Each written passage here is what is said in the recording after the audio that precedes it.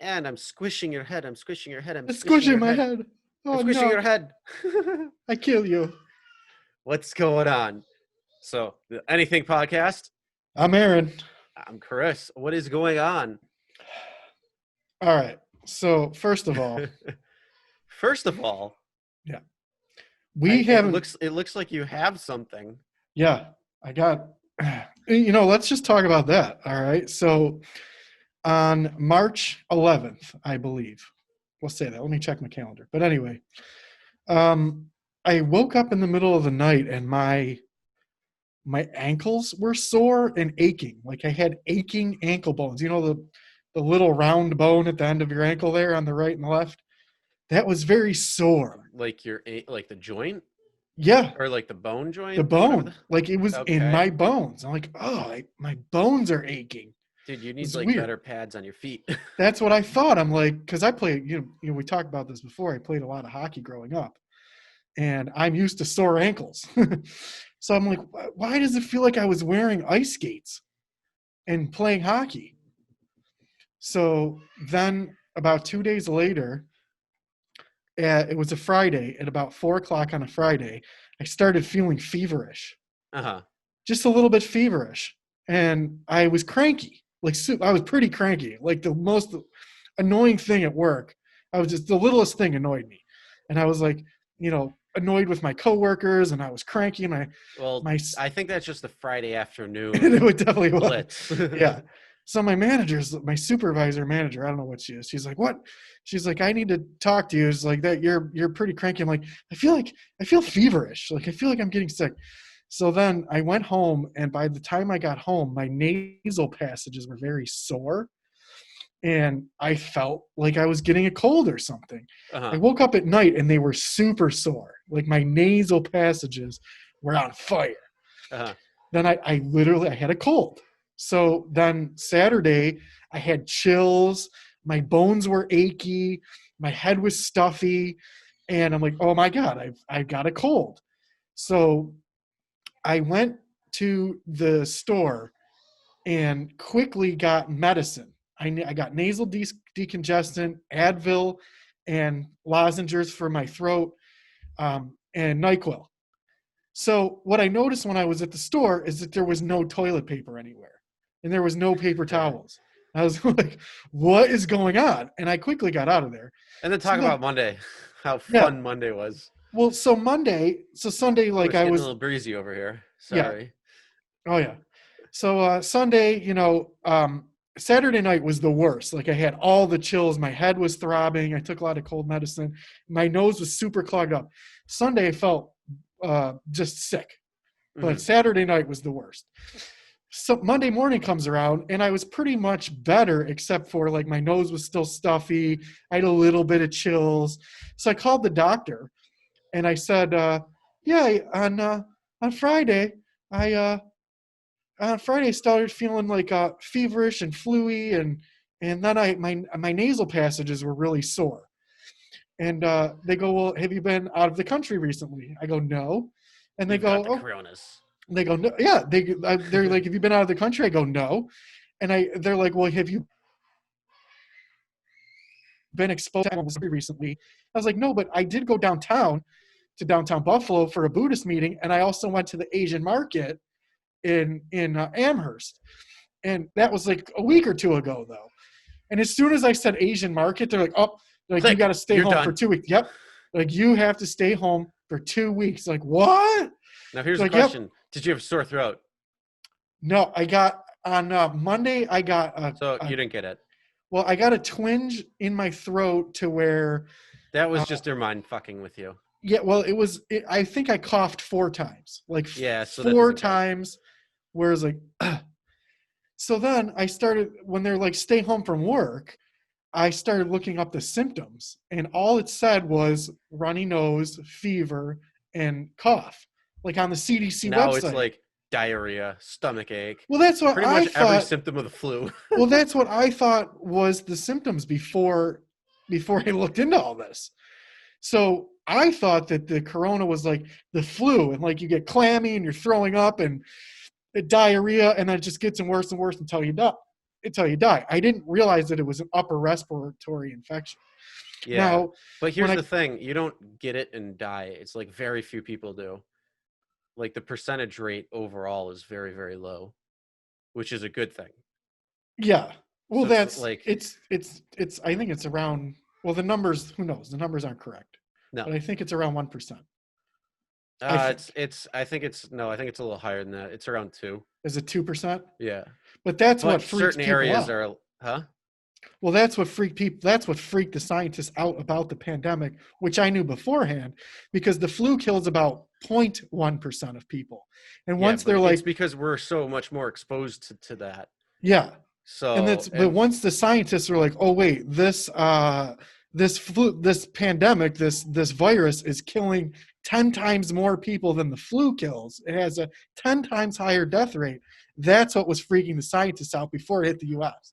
And that's why yeah. they're like, hey, this thing is killing 10 Well, times more people than normal. well, So we got to watch out. what was funny is you're like texting, and we normally record the podcast on Sunday nights. Yeah. And so what ends up happening is you're like, I don't know if I should come over. I'm like, no, don't come over. Yeah, definitely not. And No, then I you tell definitely me on Monday, you're like, I have to be in quarantine for 2 weeks. I'm like, Yeah. oh shit, you got Yeah. it. You got Yeah. it. You're caught. And Yeah. then I'm thinking to myself, I'm like, this is I mean, I was kind of laughing at your expense a little bit, but not really. I'm like, oh, that sucks. You gotta like be stuck in quarantine, self-isolate for Yeah. yourself. And it's like, I can still go out. I could have some fun and Oh, not for enjoy. me. And then a week later, Cuomo's like, all non-essential businesses must be closed. Yeah. And I'm Well, like, what? well, I'm that's not what's going crazy. on quarantine. And then and now it's like, now you need a mask. Now you need this. Now you need that. And it's like, I just go out and do my normal daily shit. And it's like, stay away from me anyways, because I don't like being around people. No, Well, I I mean, don't either. let me rephrase that. I love being around people, like really do. But if I'm at the grocery store, Yeah. like this is the best thing to me that ever happened, because you know how people have road rage. I get grocery shopping cart rage. No, I remember because- before this whole pandemic, you were saying that you were annoyed at people at the supermarket Yes. because they were too close to you or asking you stupid questions. No, it's like, well, they're all NPCs. So all the NPCs that are in this simulation of mine all gather up and sit in one area. So when I'm trying to walk by, they're just there looking dumbfounded, like, oh, I don't know what to do. And it's like, get the fuck out of my way. So instead of having road rage, which I probably have a touch of, but not so much unless you're driving like a fucking moron who's going like the speed limit or just under or even lower than that, then I'm like, get the fuck out of my way. Or if you take a really long turn, like some of these 92-year-old women that are like, Oh yeah, for sure. finally you turn. Well, you would hate being behind me driving because I'm a safe driver and I try to keep everyone at a distance and I go the speed limit. That's what annoys people. Oh, When I the would flow pass of the shit out traffic. of you. Yeah, for sure. And that doesn't bother me. Go around me. While I'd be passing you by saying, you motherfucker. Yeah. I completely forgot that Friday night we were supposed to play cards at our friend's house. And I was like, Was I'm that- not feeling good. I'm going to stay home. And that's I when we're like, completely no, forgot. yeah. No, Yeah. I think something came up though where I couldn't either. Oh, you didn't go either? 'cause that was about a month ago. Right. But Well, so that happened Friday. I completely forgot where I'm like, I'm feeling a little sick. I'm not coming over. And, but in an abundance of caution, thank goodness I did because, all right, I got to take that mask off. yeah, I will in a minute as soon as I finish my story. So that Monday, the doctor said, I just talked to a nurse. And first of all, because the pandemic was just starting to get into full swing and they had went on the news a week before and said that there was a pandemic, it took me about 5 hours to get someone at my doctor on the line, to get a nurse on the line, and immediately said that I have to stay home for 2 weeks. I was like, 2 weeks? I can't stay out of work for 2 weeks. So they're like, nope, we're mailing you a note in the mail. Where do you want it to go?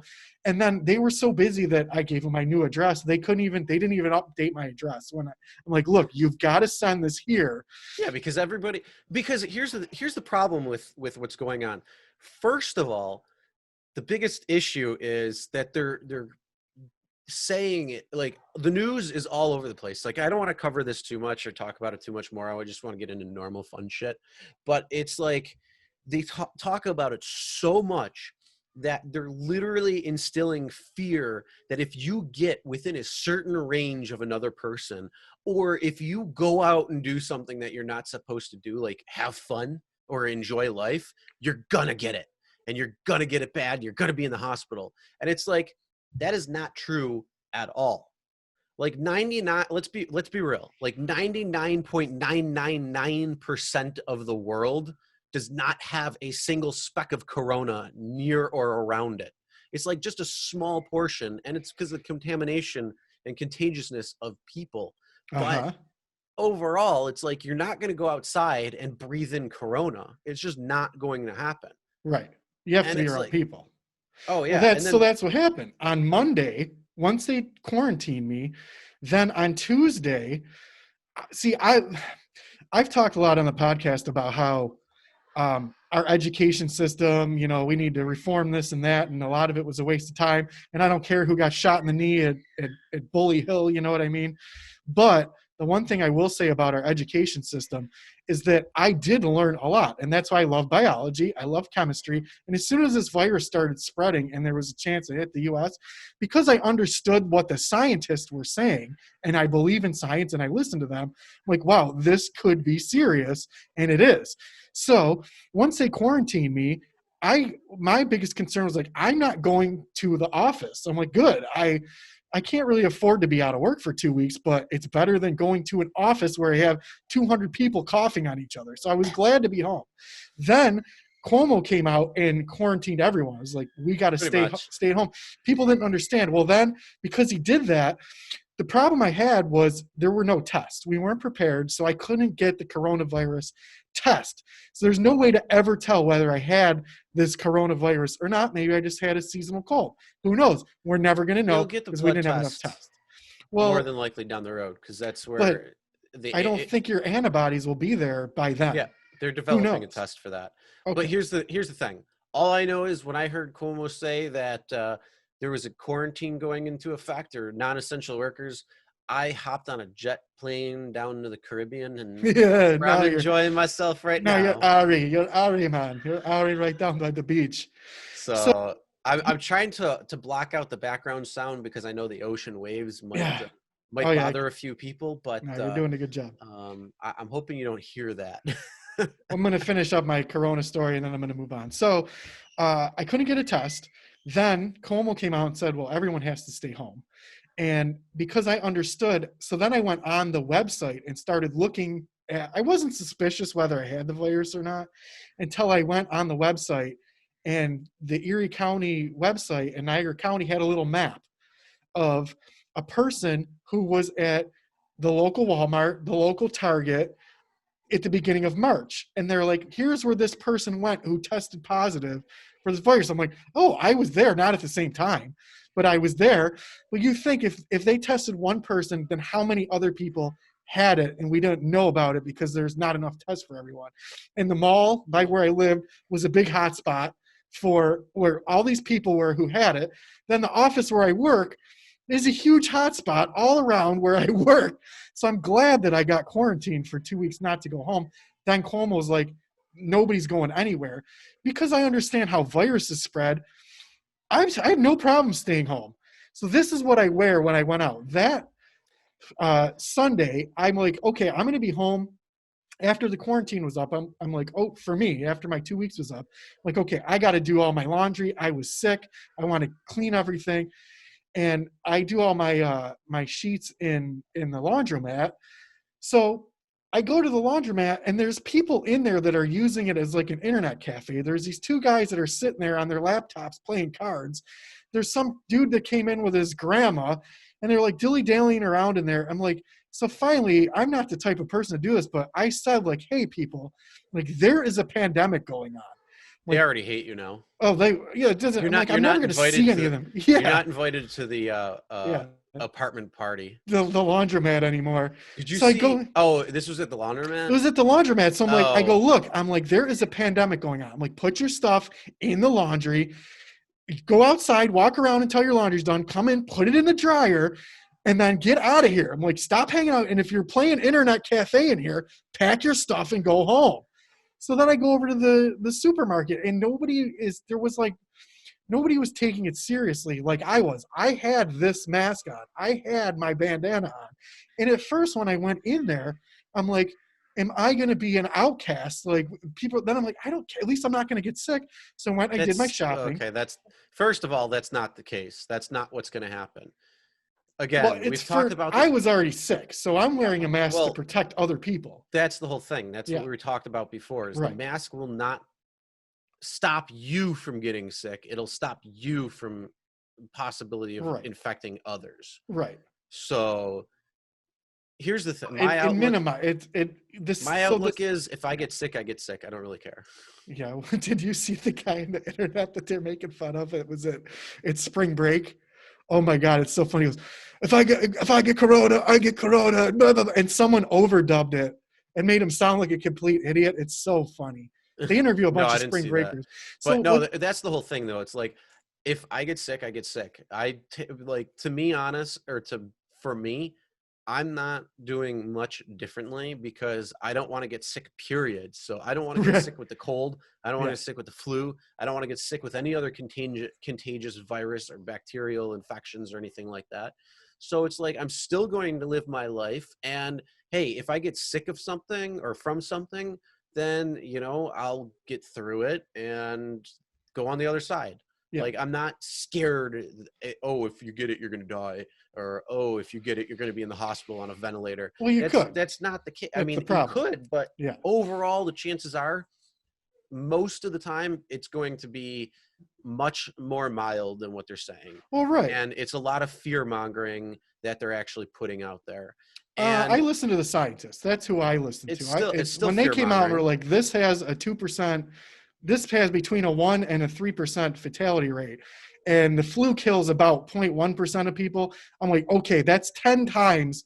And this was in early March. So I'm like, that's 10 times more than the normal. And then once I found out No, that that's 10 times more than one strain of flu. in the flu, yeah. See, but here's the So, thing. Most of the people that are dying have some sort of other issue going on. So it's an well, exasperation that's what I thought. of that issue. Yeah, And that's what I thought. But of the course, that problem, only but makes the sense. If problem you're is old, it's the media. yeah. The media is overstepping its bounds by putting all this fear mongering out to people. And that is why so many people are living in fear where they're like, oh my God, if I go outside, like I sent you that text message where where it shows the virus and it's like all over the city. And it's like, this is how dumb people actually are because they're going to believe that. And that's not the case. Like it doesn't do that. Sorry. It's not like that. And I mean, you want to watch out and limit, but other than that, it's like it's not going to be outside where if you go No, out it's for a not walk, outside. you're No, going to get it. that's why That's you not the don't. case. Yeah, no, it's definitely not. So you need to. So there was a great But MythBusters. I do want to wrap this up All right. because I So don't want to talk about it anymore. I'm yeah, so sick of fucking hearing about it. well, I had my own personal story. So the Yeah, thing, I mean that's unique, but yeah. but the thing is it unique anymore? Well, so Because so many people are. when I was in the laundromat, like I felt like I had to say something because there's old people in there.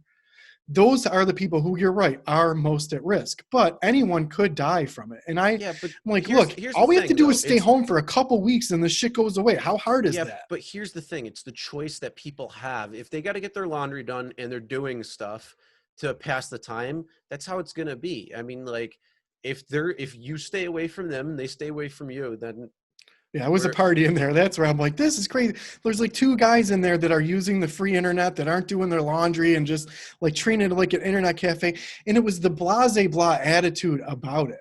And like, speaking that's of. where our education system did not fail me. And I No, love biology. you want to know where people don't care is when Soho was packed to the brim with people for St. Yeah. Patty's Day weekend. Yeah. What was it, March 14th or something like that? Whatever that Saturday was that they had the party, and it was packed to the brim full of people. And this was like just before bars and restaurants had to shut down because that was on the 20th, and they just everybody's like, whatever.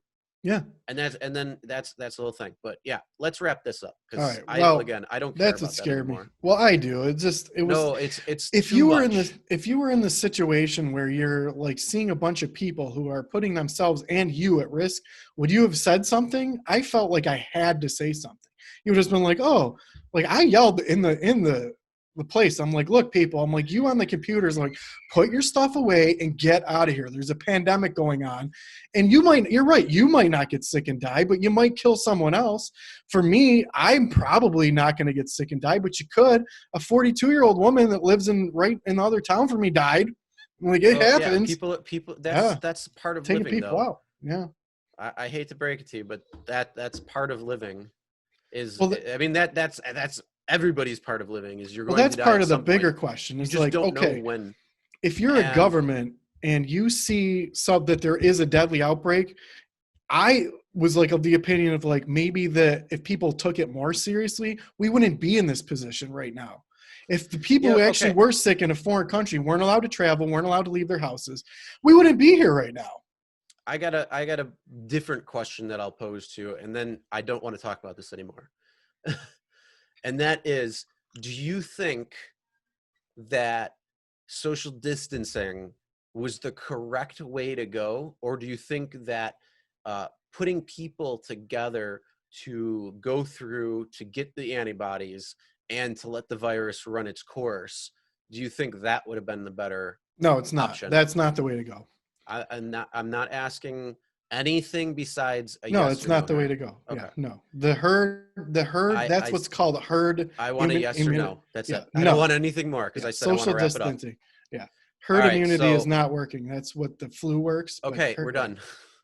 I'm done. I'm not having any more conversation. I've talked about it way too much before, listened about it way too much. I want to just have fun talking about whatever now because we're going to get far away from it. So I got to say, though, even though everybody has had to stay in quarantine, though, we played Cards Against Humanity, and that was hella fun. That was super fun. And posted it on YouTube already. And that was where we had a couple of friends and we're hanging out, having a good time and enjoying life. Well, not okay. Somewhat. Well, think of this. So, yeah, this is pretty shitty right now where I don't really mind staying home, but I'm single. I live by myself. I don't care. It's not killing, I'm okay. I'll be home for 2 weeks. But people who are home with their kids and stuff, and some people I know that are trying to homeschool their kids and they have to work from home. Did you see the only thing I got to say is the memes for now are like fucking top notch. They like are. So many memes are good. There's good and memes. It's like the what was it? Some of the education, like when schools restart, and you have like a drunk instructor for your teacher, and it shows like a math problem, and it's like, oh, it was hilarious. Yeah, and those are funny. I think it was like 218 plus. I think it was 238, and then it ended up being like 4416 because they were like 8 plus 8 16, and then you do so it wasn't saying like carry the one over, it was just like 16 at the bottom and then 4 and 4. Yeah, so it like that's funny. Well, but there are a lot of good funny memes. The cool thing that I will say is like if you were alive in 1918 when there's a pandemic and you have to stay home, right? Now we have technology. I could play Cards Against Humanity, so there's a lot of good things that like. See, here's yeah, the this thing. is shitty, but right now we can do this. This is not a bad situation because we have things like the internet and we have things like TV and we have things like streaming. Yeah. So if electronics shut down or Wi-Fi shut down or things like that shut down, it would be a different story. Yeah, but again, for sure. Yeah. So sure. I want to know what moron in SimCity who's in control of my simulation right now decided, oh, there's a virus pandemic. Here you go. Click, click. No, I think it's like the Truman Show where he started to escape and then all of a sudden there was a fire. That's what happened. We were starting to figure it out and all of a sudden pandemic. Nope. That's what I think happened. I'm telling you, Somebody in the Sim City that we're all playing, and that is following me around right now. Yeah, the plague. That is hitting. They're like, oh, there's a various pandemic outbreak. You must stay inside in quarantine Crazy, and man. see what happens. And then you see the people, and it's like all the NPCs. That's the good thing. I gotta say, all the NPCs are out of the way, except Not for the all of them. traffic. No, except for the program that governs traffic is still out there, because every time I go out to drive in that, there's so many fucking people on the road. It's like, where are you going? Yeah. Like, are you doing the same thing I'm going? That's what I couldn't figure out. So right after I got better, I'm like, after my 2-week quarantine was up, I'm like, I have to get out of the house. I've been sick. I need some fresh air. I want to get some exercise. And because I understand that you have to be in contact with other people to get the virus, I knew that I could go hiking, be in the middle of the woods. Well, to the hiking spot that I went Gotta to, watch out. yeah, there's a million people everywhere. So Yeah, I wanted to because walk that's all up you to could them. do. Yeah, but I wanted to walk up to him and go, so what's it like living with no TV and not being able to read the signs that on the way here that said, stay away from people? Like, you idiots with a carload of 30 people, what are you doing? And you are the exact same person who No, I read stayed those away same from them. exact signs, who didn't stay home. No, if they weren't stay home, you just have to stay away from people. So like, you can go for a walk, you can go hiking, you just can't be within like 6 feet All of right. people. Come on. So, but these people are like, they're at a beach party. So then when this really got serious and they're like really pumping out the message, today and yesterday, there's people down the road having a party, lighting off fireworks. I'm like, I get to see a fireworks show, but I'm like, did you miss the signs on the way here? Like, people Do just you aren't taking realize it that, serious. like, everybody's been quarantined for 3 weeks right now, so Yeah. anybody who doesn't have it won't have it? That's not how it works. It is how it You works. still And get it. I don't care. I'm done with the conversation. I told you. I don't want to talk about goddamn virus anymore. I don't What else you want got? to. What else you got? Everything. Like what? What do you got? Okay, What so you talking about? here's a crazy story. So I go down, or the economy has been off the shitter crazy lately, which is pretty awesome for certain things and really bad for other things.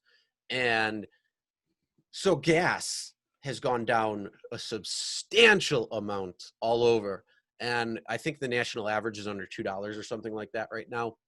And it is getting lower. But yet, for some reason in our area, it's still pretty much the exact same. So like, it's like 231, 233, 229, right in that range. And did you hear about the Indian reservation, how low it's there? No, how is it? Well, in Irving, right by or by Silver Creek, by that I think Yeah. it's Cattaraugus Indian Reservation. Uh-huh. That there, it's gas is under $1. Really? Under $1. 90. Wow. It's like 96, 99 cents. Wow. So I found a spot that has even cheaper gas. That's in Allegheny. So at the Allegheny Reservation, it's even cheaper. What? So by Salamanca over there. So I'm like, fuck it. You know what? I'm going to drive down there because there's nothing else better to do. And I'm going to go get gas for, take a guess at how much. It's under How $1. much That's was what I said. Oh my, 95 cents a gallon? No. How much was it? 62 cents a Are gallon. you serious? Yeah. 62 cents. What? So when I heard it, it was 68 cents because there was a news article that was going on that I saw on Facebook as I was going through, and it was 69 or 68 cents. So I'm like, when the hell are you ever going to get down there? Or I mean, when get gas at 62 cents anywhere a gallon? So I'm like, fuck it. I got to go down and get this just to see, just to feel what it's like to get gas for 68 cents. So I'm driving down there. It's like an hour or so, maybe a little more. And so I'm driving, having a good time, enjoying listening to some Joe Rogan. And holy crap. I get down there and I see the one, it says 75 cents. I'm like, damn. I'm like, well, if the other places aren't cheaper, then I'll come back here because 75 cents is still better than the 96 that I saw at the other reservation. So I go down the street a little bit further, and I look, and it's 62 cents. I'm like, holy shit. And here's the 62 cents. yeah, and I made a video on it that I posted earlier today because of being Easter. So I made a video on that. So if you want to check it out, it's on my YouTube page for Real Rideshare Stories. Oh my But God. what's crazy was I get there, I pull up. There's a little bit of a line, which is expected because it's so damn cheap. But there's a guy who is filling up with 4 barrels of like the 55-gallon drums of gasoline. That's 220 gallons that you can fill up for at 62 cents a gallon. Well, that's what I was going to say, Chris. I was going to say we're going to have to get those blue containers and go and fill. I don't know if you gas. can. I don't know if you can fill them up in the blue containers. Well, that's what's hilarious about it. The gas. If you don't get like, did you watch Breaking Bad? No. I know, but I don't know if you can fill up gas in the blue plastic containers. No, like you that. can't. I don't think. But no, he had the metal drums. Well, that's So- probably too. I mean, is that considered an approved container? Yeah. To Yeah, it would be. But still, think about it. 4 gallons, you're getting 220. So I did the math on this. Don't do the calculator because you probably could, but don't. 220 gallons of gas, 62 cents. What does that cost?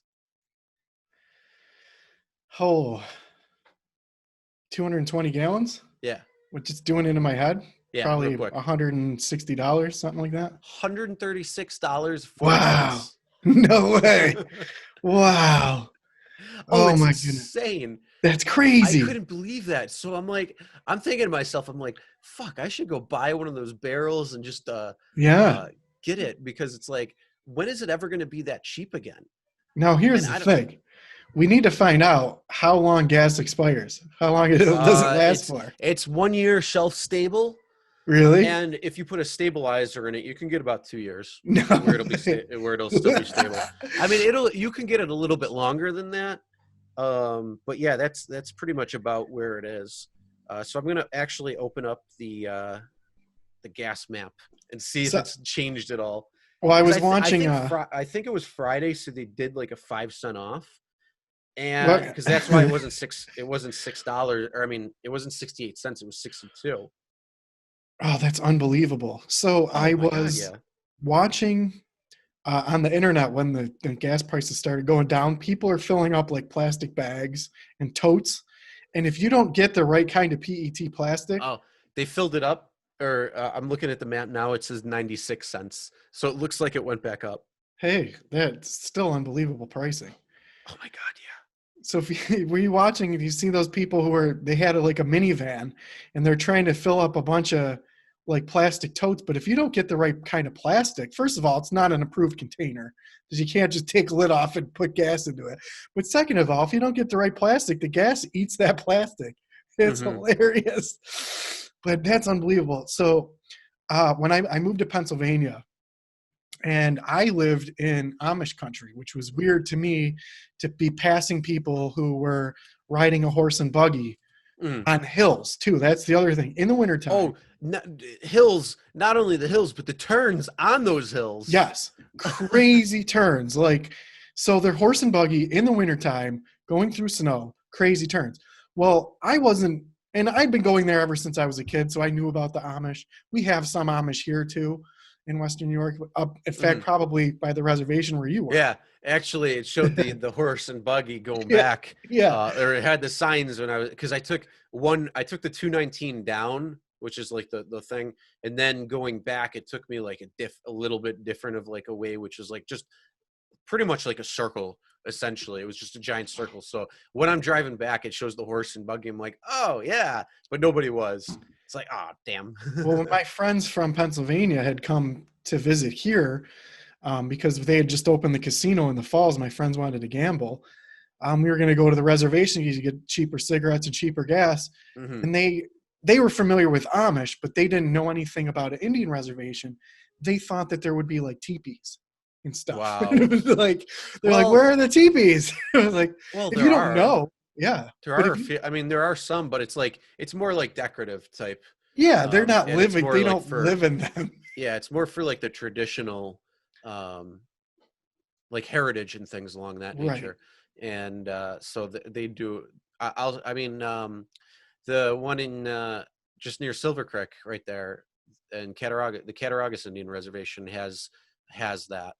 Has a couple around it. I think it's like by their gas stations and stuff. So, yeah, I mean, it's pretty crazy, but yeah, Well, my friends, yeah, 62 cents. well, they thought they were going to see like the log cabin homes and Uh-huh. like teepees and people riding horses. Like, no, dude, I'm like, it's just like a normal area, except for they don't have funding for road signs and stuff like that. They're some of the roads are a little bit beat up. They don't have the public programs that the rest of the United States has, What are you and they talking get about? Now that crappy they got land. casinos, they're Well, raking in now they're some raking in the dough. money for sure. So they're fixing a lot of Yeah, stuff up, yeah, which is moving on good. up. Yeah, for sure. But not only, but they're not. That's the whole thing. Like they're not Amish. Like No, Amish are the ones who don't believe in electricity and don't right. believe in using that type of stuff. Although there's so many like uh exceptions now. Eh, Like some of the markets and stuff you see where it's like at the Amish market, yeah. they have cell phones, they have computers, It so it's like depends on they what are using it. sect that they're from. So there's Mennonites, and then there's Amish. There's a bunch of different like cultures of them. Some of them, I think it's the Mennonites. It's been like 20 years since I knew about any of this stuff. Rumspringa! Yeah, they have to vote on the modern technology that they want to use. So their whole community has to vote. And I think one of the things that they were voting on was using tractors instead of horse-drawn carriages or whatever they were using. What's the ox where they pull the thing? So they were voting on whether to use tractors. Another different, either the Amish or one of the Mennonites, you can take a ride from someone in a car, but you can't own a car or drive the car. But you can. I used to take the bus from Buffalo to Pennsylvania, or from Pennsylvania back to Buffalo, and I always thought like, there's Amish people at the bus station getting on the bus. Like, how can they get on the bus if they're Amish? But they're allowed to use modern technology, just can't own it. But it Yeah, depends on what well, sector they're that's from. yeah, but that's the thing. It's like they can, and there's exceptions to the rules, Yeah. and they're like going to as far of the exception as they can. But some of them are And hardcore where they're like, no, you can't drive in a car. You can't have electric lights. You can't have any modern technology. And then there's different versions that are like, yeah, well, we're not allowed to have electric in our homes, but you can take a ride from someone if you need to go into town. Like, what if though I made a solar panel? right, right. Like Like it's, you know what would be awesome is like you know how you can get like the Amish furniture and stuff. yeah. Now just imagine if you could get an Amish made solar panel. That'd be awesome. Hey, out of all the weird cultures that are, everyone's diverse and different, and there's something weird about every culture. My Italian culture's got some weird things. But the Amish, out of all of them, like they mind their own business. They're not trying to put their religion on anybody. They're What are you talking not about? technologically What are you talking advanced. about? Christians and Catholics are the biggest offenders of that. They Yeah. went into different countries and Yeah. said, you need to start being Catholic Yeah. or Christian Yeah. and going on these huge missions Yeah. to convert as many people as they can. Please Yeah. don't give me that bullshit. No, that's what I'm saying. The Amish aren't like that. They're not like, hey, we're going on a crusade. They leave everyone alone. They're not like, you have to churn butter just like us. There is some Amish that sell food at the farmers market that I go to, Mhm. and Yeah, they're around. they're There's quite a few around yeah, actually. Like they're not the far from here. people who are kind of on the cusp of technology. Like I didn't see any of them with cell phones, but they're using electric in their little carts and stuff. But the ones that I was by in Pennsylvania, those are hardcore. Like no electric in your home. You can't, you can't take rides from other people, and they're in there. You can go and pay to eat with them. Like if Anna you can, Lewandijk. Hello, Anna Lewandijk. How are you? yeah. But in Silver Um, Creek, interesting thing, my friend's cabin, he had a cabin there. It would get robbed. Someone would mhm. break into it, and they would take like the canned goods and stuff, And finally, one year they caught him. It was an Amish person breaking in there, and they were taking the canned goods and toilet paper, but they leave the microwave and the TV because they didn't need it because they didn't have electricity.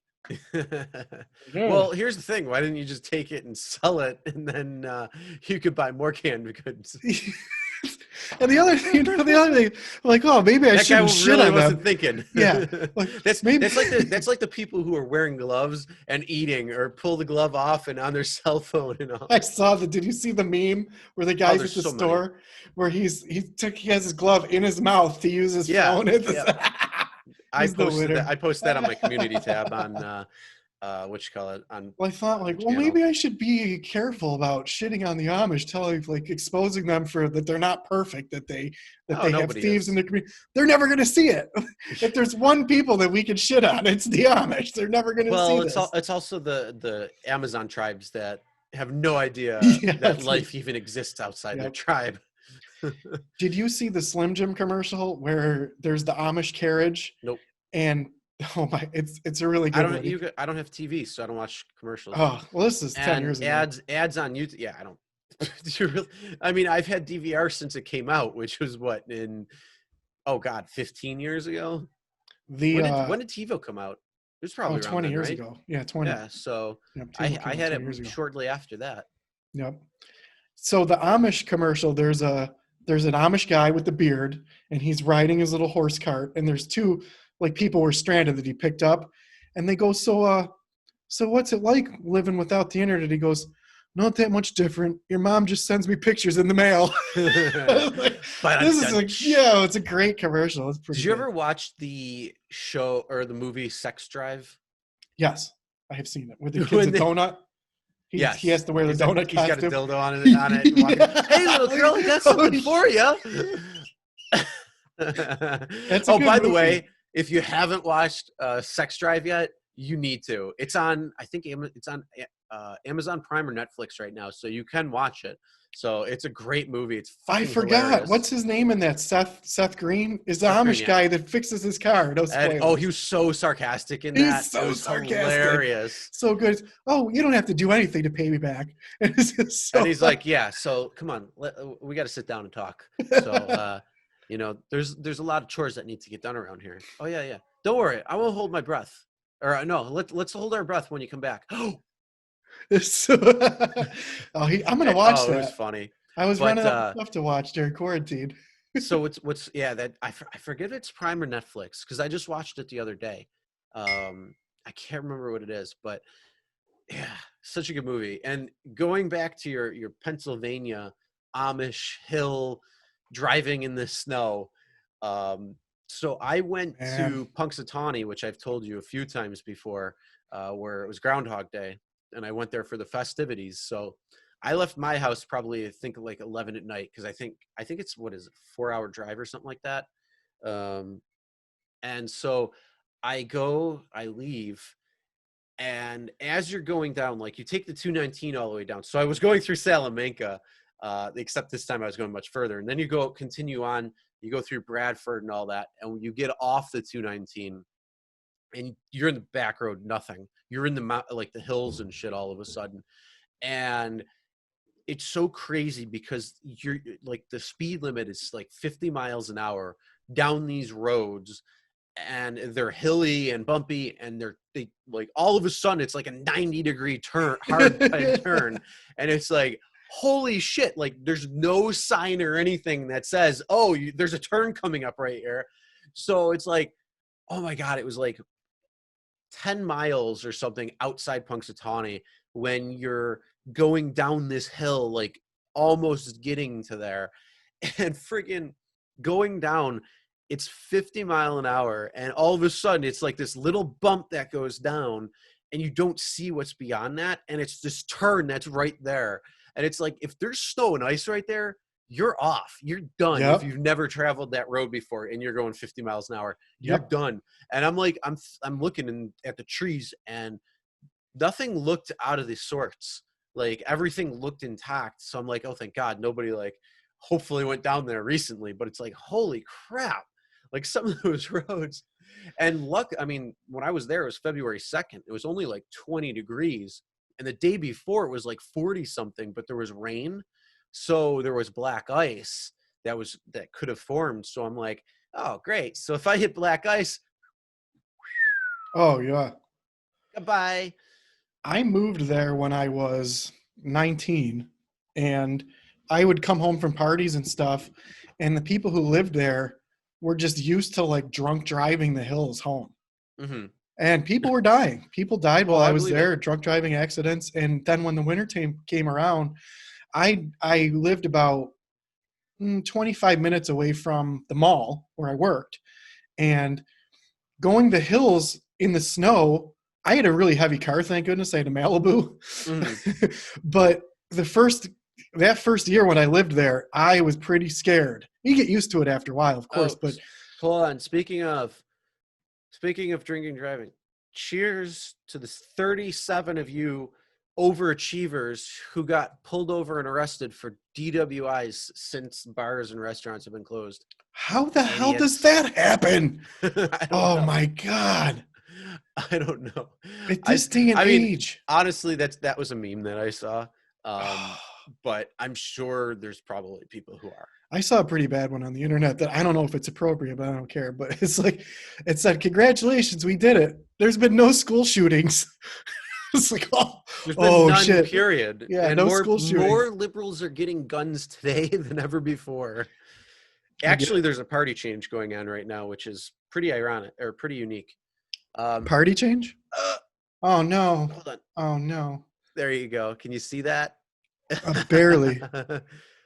I'm What trying is to it? get it. It says days without toilet paper. Hold on. Wait. There we go. And it's poop smears. Oh my God, that's terrible. All right, man. So I was It's saving this probably for. chocolate pudding, but still, Oh, it's hilarious. uh, I told you the memes have been on freaking oh, point they're on point. ever since that Karen cat meme. Oh my god, life has been nothing but meme-orific for me. I saw a video of a girl who was in the bathroom and she's like, babe, I need toilet paper. And then she dips her hand in pudding. And when he hands the toilet paper through Oh the yeah, door, she puts the pudding on it and he goes, ah! It's probably yeah, fake, but that's I an thought it was old pretty one. funny. Yeah, that's funny. That's really I seen that like a few years ago. I Years ago. remember Yeah, that was seeing pretty that. funny. Babe, There, ah! there's been a few of those where it's like chocolate, and then there's something now going around. I don't know. It's all stupid shit. Well, the one where they're in Florida where they overdub the dude's voices about the corona. Like a corona, we've been planning this for like two months, man, 2 months, and it's just so stupid. Everyone should look that up. Yeah. Yeah, I gotta say though, memes have been freaking Oh, they're on on point point. for sure. Like I can, and you know what? Oh, so we got to talk about this now. Bernie Sanders has left the presidential race and campaign for president, and now it looks like Joe Biden is the presidential nominee from the Democratic National Party. All right. Creepy Uncle Joe. How do you? Okay, so Do you know how? I mean, like, I don't understand. First of all, I know you're not into politics. I know you don't really that's I was follow just this gonna stuff. say. Yep. But like, there's so many people who are against Biden in the Democratic Party, and it's like, and how do you allow him to even do it? Now, here's the thing: Bernie Sanders isn't technically dropping out. He's still going on. He's still going to be on states' ballots so he can get delegate votes, but he's not. He's suspended like the rest of it.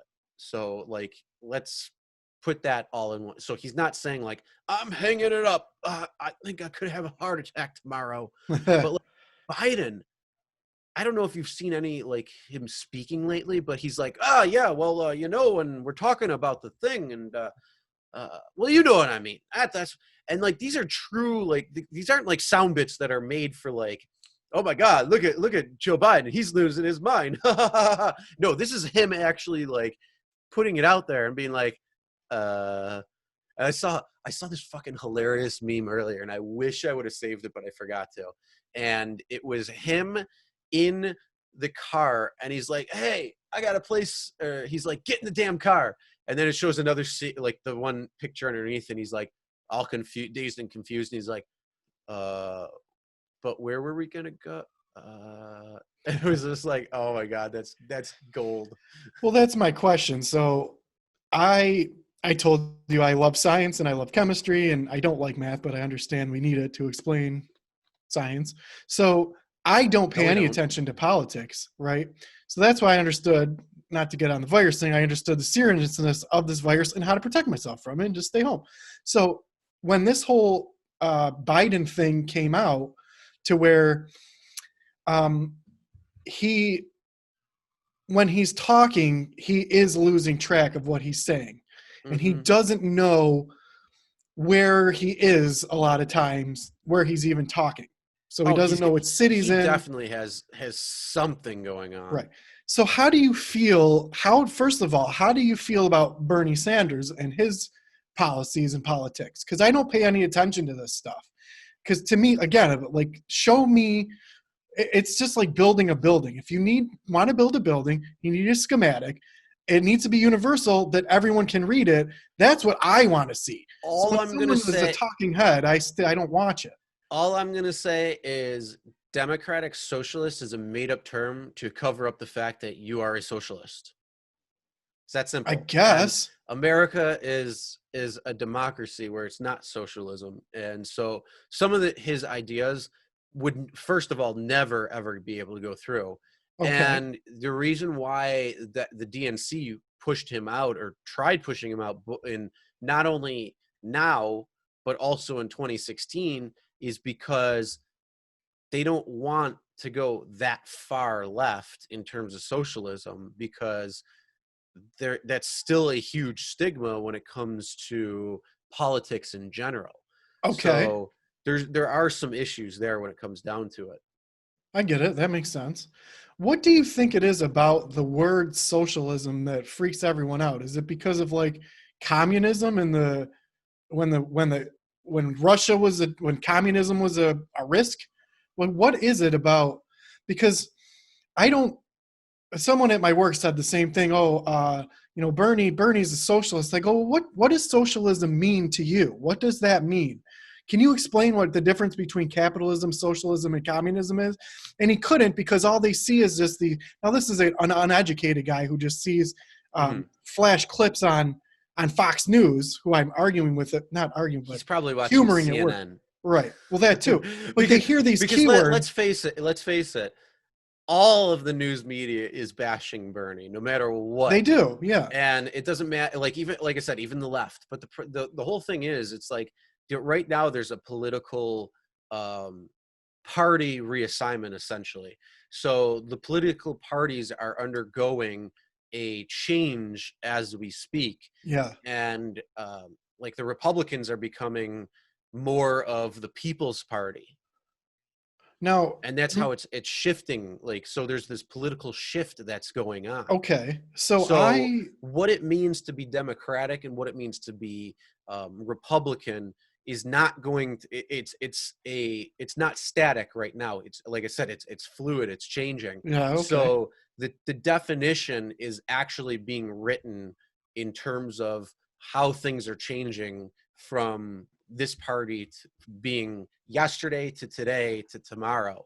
So right now, trying to answer that question, you actually can't answer that question, because again, like I said, it's a non-static thing. It's an evolution. And because Right.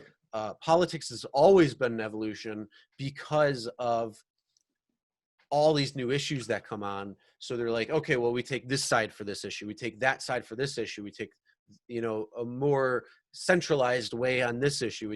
So all the new issues that are being brought up, it changes how the party itself thinks and acts, which can also then influence previous decisions that they've made or have thought of. So it's this huge reconstruct that they're doing when it comes to it. So and anybody who denies that right now is not paying attention to what's actually going on. Even I don't even pay attention. I don't pay attention to politics. No, I know that, but I mean, like, even I can tell these that there's hardcore liberals and these hardcore conservatives, like, that's all. Everything's changing because It the really party is. itself is changing, because one, this is a new paradigm shift that we're in right now. I mean, So But it's very different. before this pandemic, so I remember, and again, I don't pay attention to politics. I changed the channel. I did a very good job, but I remember before, wasn't it someone pretty much burned Bernie out of the race? Wasn't there all sorts of Clinton. shady stuff? Okay, Well, it so was. I mean, you're talking about 2016, right? yes, right. So Well, they did some it shady was stuff. definitely it was definitely Clinton, and Okay, it was Clinton, the foundation, and her team that was running everything, and then it was also members in the DNC.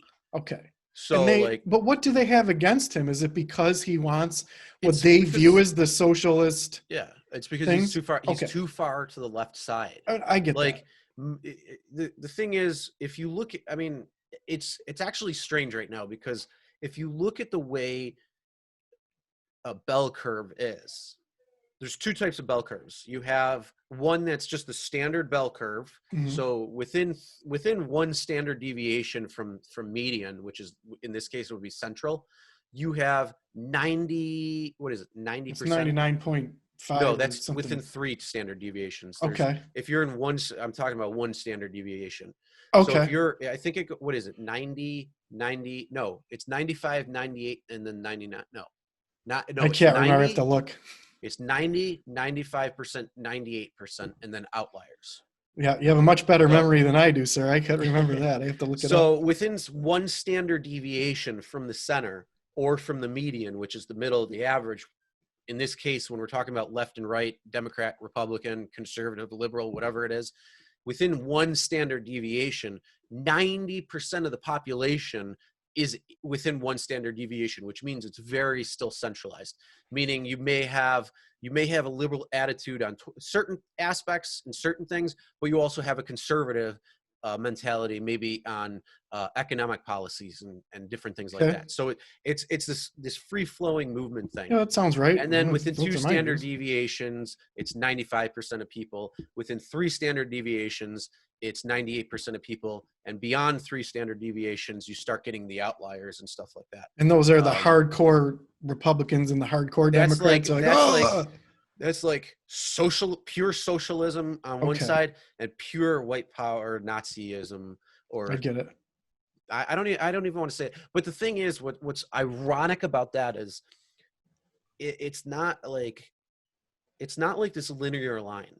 So you don't have like right way over here. It's like almost like this curve, because it goes almost around back full circle. So you have like Antifa and you have all these program like far left reaching outlying caste people and groups and organizations, and then you have on the right, you have the exact same thing who are far right, and they're essentially the same exact thing because they're so far on either side that they loop around and they come back to each other. Okay. It's All right. so it's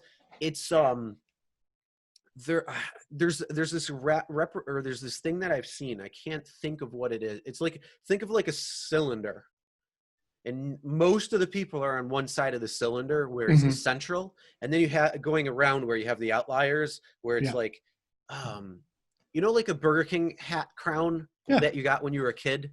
Yeah. And you know how like the front part was taller than the other part, and like the back was just like this little thing to connect it. Think of it like that, but in terms of like population, Yeah. where people would be on the party. So you'd have one side would be blue, one side would be red. Yeah. Oh, I get it. And that's Well, what it comes down to. Well, the interesting thing to me was like, so this guy at work, he's probably about 55 or 57. He goes, oh, Bernie's a socialist. And I go, okay, well, what does that mean to you? And he goes, oh, he wants to, and he doesn't know even what socialism is, right? So No, we Bernie have absolutely knows what socialism. no, the guy at work. Oh, So I go, okay, you're repeating something that you saw on television saying, I'm not voting for him because he's a socialist. Well, what does that mean, though? Explain what socialism is to me, because I hate to break it to him. It's like, I hate to break it to you, dude, but we got a lot of programs that would be considered socialism, like the firemen that come and put out your house if it's on fire. Is that you think we should get rid of that program? So if your house is on fire, someone shouldn't come and put it out? And like, you don't know what you're talking about. So just Well, seeing, and I think that's the biggest problem but these here's the days. Is thing: like, are you sure? Is that a social program or social? Is that a social program or is that more of a public service program? well, that's what it is. Because the thing We is, all pay it's for it. we pay for it, but it's funded is different. And having taxes is one thing, but and dispersing those taxes is one thing. But with just a few select people saying, well, this is what you're spending the money on, this is what you're doing, this is where it's going, this, and basically calling all of the shots, Yeah, that's not how it is. Like, right. yes, you have That's to, command and control, and right? that's essentially what socialism is. It's few people have control over everything, but everything is shared. And it See, sounds, I I mean, thought that was communism. no, This is where I'm murky. they're communism and socialism are very close together with a like not minor, but with some differences. But no, when it comes down to it, I'm pretty sure that Sanders is a Marxist. Okay. See, So and all these labels, to me, it's exactly what you said. I feel like I can't hear myself. It's exactly what you said, where most people, they view something and they have liberal views on one thing and conservative views on other. I don't even know what those terms mean. I kind of do because I don't pay attention to this stuff. But I get it. Like an average person going out in the world will be like, yeah, this makes sense and this doesn't make sense. And I thought what you're supposed to do is vote for the person who you think makes the most sense. But the way things have gone these days is, and it's always been this way, I understand, it's just mudslinging and like bashing, and people don't really understand the depth of what they're even talking about because everything is so nuanced. I mhm. learned that like when I was a customs broker that is importing stuff from across the country, the way that things work and how you get clothes and tariffs and things, it's very nuanced. How you get furniture, Oh, the everything supply is, yeah. chain, and it's so new. In fact, now the supply chain is crazy stressed out because of what's been going on lately. And I'm glad that we still have a pretty good supply chain to be able to get us our food that we need, except for toilet paper. So, Well, actually, I was at the store yesterday, and there was plenty of toilet paper. the store by you, when I went, was out of a lot of stuff. The one by me had some, You but know it's what I getting find better. crazy is like the run on sugar. Like Is there no I've sugar? there you can get sugar, you can get flour, you can't get brown sugar. And I'm like, What? I want brown sugar. I need it to make things. I want to make cookies. I want to make, there's certain things I want to make, and you need brown sugar for a lot of that type of stuff because of the way it is. And it's like, fucking hey. It is But really weird on what there and is and what what there isn't really, at the so store. get this. So they limit the amount of eggs you can make or get to one. It's like one 18 pack of eggs is what you're allowed. And I'm like, we're not supposed to go to the store unless it's necessary. I eat 6 eggs a day. That means for that 18 pack, it lasts me 3 days, and I have Yeah. to go back to the goddamn store. Yep. And I'm like, I don't want to do that because one, I want to get to go to the store once a week, like I've always done. That's what I did. Um, Yep. I went every two so weeks now. here's the best part. So I still have the 18 pack family pack thing from Wegmans because I get them all the time. So all I do is I just take it and then I just grab two of them and I'm like, oh hey, well, Yeah. because What are you gonna they do? don't say anything at that point. They're like, oh okay, here you go, and Yeah. Eat a lot of they eggs. just scan the because it's 36 eggs. So it's like, do you want me to keep coming to your store every three Yeah. Like days, we're supposed or to do be you want me distancing. to at least wait an entire week? Yeah. Because I eat 6 eggs a day every Yeah. day for 6 days of the week. The seventh day, I make breakfast. So, well, normally I go out for breakfast and get food, but Well, I'm gonna right now use you all your egg can't. cartons. I'm gonna use all your egg cartons that you have to make myself a sound booth. By the way, I forgot to tell you. We're gonna make a Oh, soundproof studio are you now? You're going to use my eggs, with all huh? your egg frozen. Okay. Uh-huh. Yeah. Your Sure. frozen eggs. I know you got.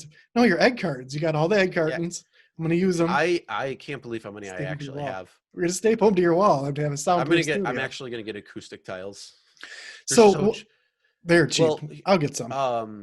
No, you can use them if you want. I don't care. I'm not. I thought I was going to use them, but I really don't need them. Well, your egg cartons. Yeah. So I hey, don't. So if you want them, have them. Take them. That's so we fine. go to the. So when I went to the store by you, There was Hold on. Save that thought for a second. I just want to back up for a second. You want to do a sound booth for what? for podcasting. No. I mean, what sound?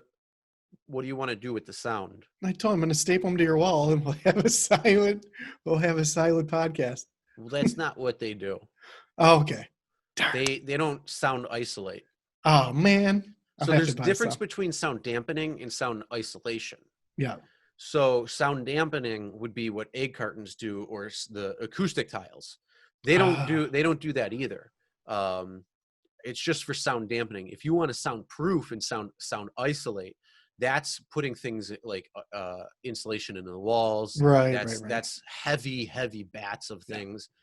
So that is, it's more sound coming in versus sound going out. That makes So sense. if you want to do it like, I mean, you can absolutely, but it would take you a lot more than what's there. So I knew that I wanted to limit my exposure to other humans as much as possible, not only because I was sick and we don't know how long, whatever, not to go back to this, but so I only went to the store a couple times. And when I went there, I brought a list with me, not on my phone, because it was just easier. I brought a little index card. I wore my mask, but I also wore my bandana because I felt more comfortable. Like I felt like it was an extra layer of protection for me coughing. If I coughed, people wouldn't, my little droplets wouldn't fly out anywhere. It's just safer. So, but when I went to the supermarket, I was very surprised that there was no salami. There's no provolone cheese. There was no chicken. There was no, and weird thing. When did you go? The last time I was there was Monday of last week. What are you talking? I was just there yesterday. There was so much meat. Is it stocked up now? Oh my God. Everything was packed. Good. Like when the whole meat, huh? On Saturday? Was it yesterday? Yeah, it was yesterday. Okay. Yeah, because I went yesterday. So good.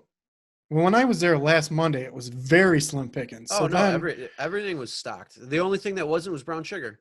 Everything else was fine. I mean, like they had plenty of water. They had plenty of cheese. What about soup? Did they have Campbell's soup? I don't know. I didn't look. See, they didn't have any Campbell's soup. Now, when this pandemic first started, I was like, I'm going to get lots of cans of soup because that lasts for a while. And I was surprised at the amount of people that weren't buying soup, but they must have caught on.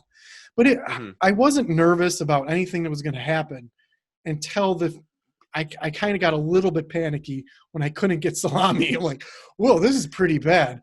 And then the other store by me, they had like chicken nuggets and stuff, but they didn't have any salami over there either. Huh. Got salami by you? Because I need hard salami for my sandwiches. I don't know. I haven't looked. Okay. I mean, when I went last time, I don't think it was out. I think it was there. Oh, cool. Well, I need some hard salami. But it's just... No, actually, there is one thing that's really pissing me off that I can't find, and that's Hungarian peppers. Really? They have every other style of pepper out there. Oh, yeah, you love your peppers. They have the sweet peppers, they have the jalapeno peppers, they have the hot peppers, but I want Hungarian peppers because they're perfect for stuffed hot peppers. And, like, you can't do that with a small hot pepper, like, because it's like... They're like this long, but they're like that wide. So it's like you slit it down and you can't even like stuff them really because it's not like they just don't have the size. And it's like, oh my God. And every single time I go into Wegmans, I look like right when I walk in because straight shot down there, that's where the peppers are. And I'm looking, I'm like, God damn it, they still don't have them. They don't have them. And it's like, oh. And the problem is I go to Tops, and I was at Tops and they had them. But this was like a couple of weeks ago when I last went to Tops, and they had them, but they were smaller. They didn't look as good. So I don't know if it was just because they were getting it from a different spot, because normally they actually have really good produce too.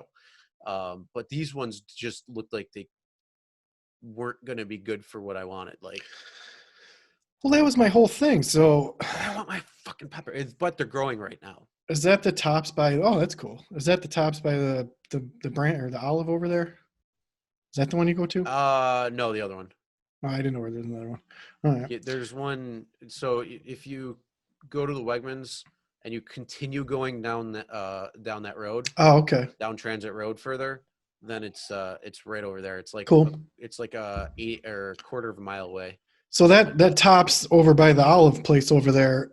That's where I went to initially get my first batch of things when I knew that I was going to be quarantined for 2 weeks. Mm-hmm. And they had water there because I had a humidifier, and it was still in the wintertime back then, which is still kind of. But I'm like, I need water. They had 2 jugs of distilled water left, but then they had no toilet paper, which is really weird. So there was this woman in line, and she had like one of the 18-pack rolls of paper towels, and her husband had the 18-pack rolls of paper towels. I wanted to go up to them and be like, do you have a lot of spills in your household? Is your husband like an alcoholic that's knocking over his drink? Why are you buying all of this? Like, people were freaking out, like, and they're buying weird things. I don't understand. Like, when I moved in here January 15th.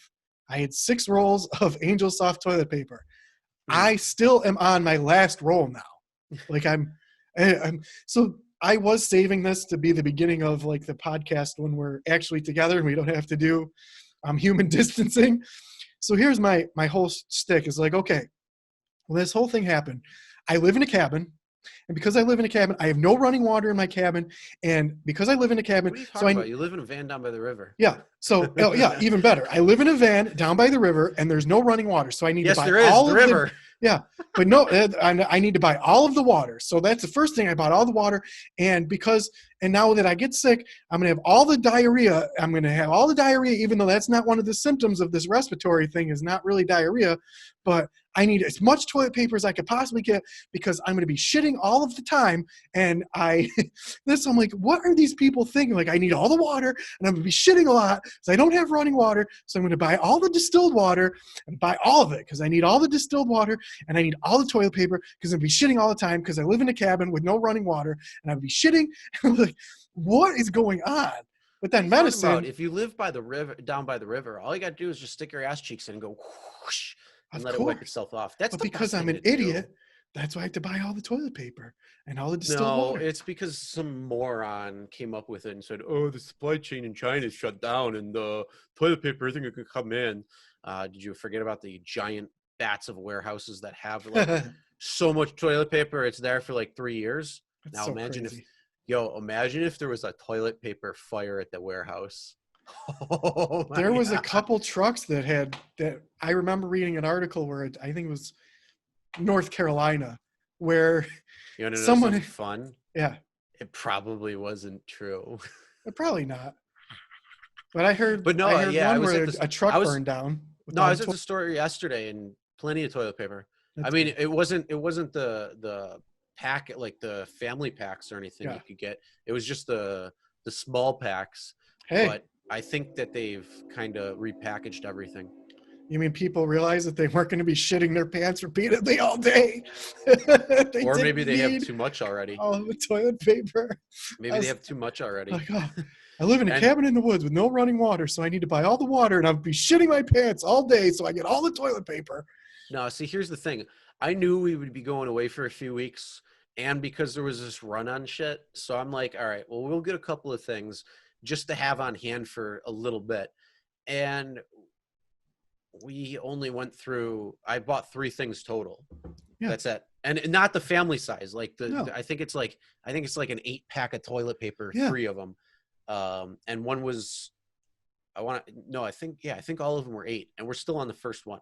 So it's like, all right, no big deal. I'm on my last roll of the 6-pack that I bought when I moved in here. And I bought because we're. Oh, come on. They didn't supply you with a roll of toilet paper? Oh, can't believe it. I know. Can you believe it? Cheap fucking. But I did get panicky when I was down to my last roll, and I'm like, I do kind of need toilet paper now. And I did find some. So I have backup. Socks, underwear, T-shirts. No, what you do is you poop and you pee, and then you just reach into the toilet with your hand and just, you don't do that? I thought everybody did that. That's disgusting. No, actually, I'm sure most people would just go into the shower and wash themselves off. Let's be real. For sure.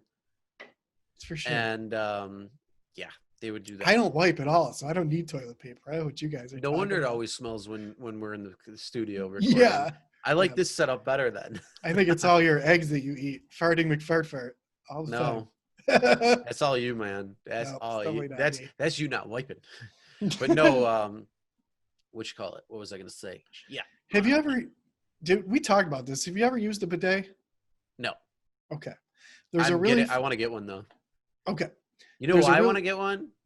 Because Well, in case there's ever a great toilet paper shortage like just happened. no, not even that. Think of toilet paper.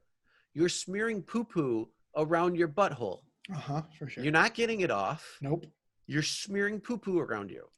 And What we're about- men, and Yeah. we're Italian. We're definitely We have hairy Italian, but- butts. Yeah, Let's for get it sure. right. Yeah, for sure. do. And when we are going poo-poo and smearing the poo-poo with toilet paper, the hair catches it and says, "Oh, I'm not letting go of this poo-poo." Yeah. So you literally have to take wet wipes, which are even worse because even the flushable ones you cannot flush down the toilet. No, I wouldn't. Well, that's my And- question. So when there's great toilet paper shortages going on, there were flushable wipes, which I bought 2 packs. So I'm They're like, not well, maybe. flushable, though. Well, I wouldn't. I throw them away. But I've never used those. Have you used the wet wipe? Yeah, I have. Okay. And here's Does the it get thing. you clean? It'll get you cleaner, yeah. Okay. But it's still not perfect. Okay. Like a bidet is really gonna get you good. Like Yeah. it's gonna be like. It's Well, like that's it's like a little fucking water jet that's shooting machine gun water pellets at you. It's like pew pew pew pew pew pew. So so. it's cleaning your asshole really Yeah. good. And then you don't get you're not gonna get those streaks anymore. You're not gonna get that shit. Now, do you dry afterwards, or do you just let your asshole air dry? I don't understand. I Air don't dry that understand shit. what happens you after just fan it out. You're like after the bidet. Okay, I get it. No, you just take like that's what the toilet paper is for. All you do is For just pat after it the dry. bidet. Just give Okay, it a nice little pat dry. That makes That's all sense. you need. I'm That's getting it. one. I'm getting one. Same here. I'm getting one. They're like $30 on Amazon. Yep, sold out now. No, I'm there's getting still 5 plenty months. of them. All right, There's is still plenty there? of 'em. Mhm. Because word on the street like 3 weeks ago, they might restock them now. Word on the street was that they were sold out You can make your own though too. They're so easy. with the garden hose No, you and can some make- duct tape. Dude, they have all the parts at Home Depot. Oh, they do really? Oh yeah. The only thing is you don't have the nice little controls. But if you want to, you can actually make the control yourself. Gotcha. So like all it is just literally just take a fucking like not a 90 shutoff valve and just go a little bit. Don't go the whole way, because if you go the whole way, it's gonna shoot up your ass. And you're gonna be like, holy fuck. But yeah, it's not really that bad. Let's see. I'm gonna look up on Amazon right now and see if there's actually anything on there, because I would be interested to know. But I'm pretty sure you can. Bidet toilet seat. Yeah. $38 right here. No, is it Prime? Free delivery for Prime members, but no, it's Sweet. not. And then they have other ones that are a little more expensive than that, but Is it one of those where, because this was 3 weeks ago, but when I was ordering stuff on Amazon, it'd be like, this delivery is delayed until May 47th. no, it says free delivery Wednesday, April 15th. So people are done freaking out and So it's instead of panic buying. yeah, to a point, but I mean free delivery Wednesday, Sunday, April 12th. So it's not 1 day or 2 day shipping. Yeah, It's still 3 days. Still But quick. it could also just be where they have them in stock versus where they don't. Right. So Well, that just means you can't poop for a couple days. And then once it gets here, you can start pooping again. did you know some people don't poop for a couple of days? Yeah. Those are the same assholes. So here's the best thing. The same assholes that are getting massive hordes of toilet paper poop every like 2 or 3 days. Yeah, probably. You know what else? There was a girl at my work about 10 years ago now, maybe. She goes, "Oh yeah, I only poop like once or twice a month." Like, what? That's not possible. It is possible. And you know why? She It's didn't because eat. it's because of opioids. People who are on opioids don't poop. It's one of the side effects. Or if they do poop, like it's a rough poop. It's really hard pooping. Yeah.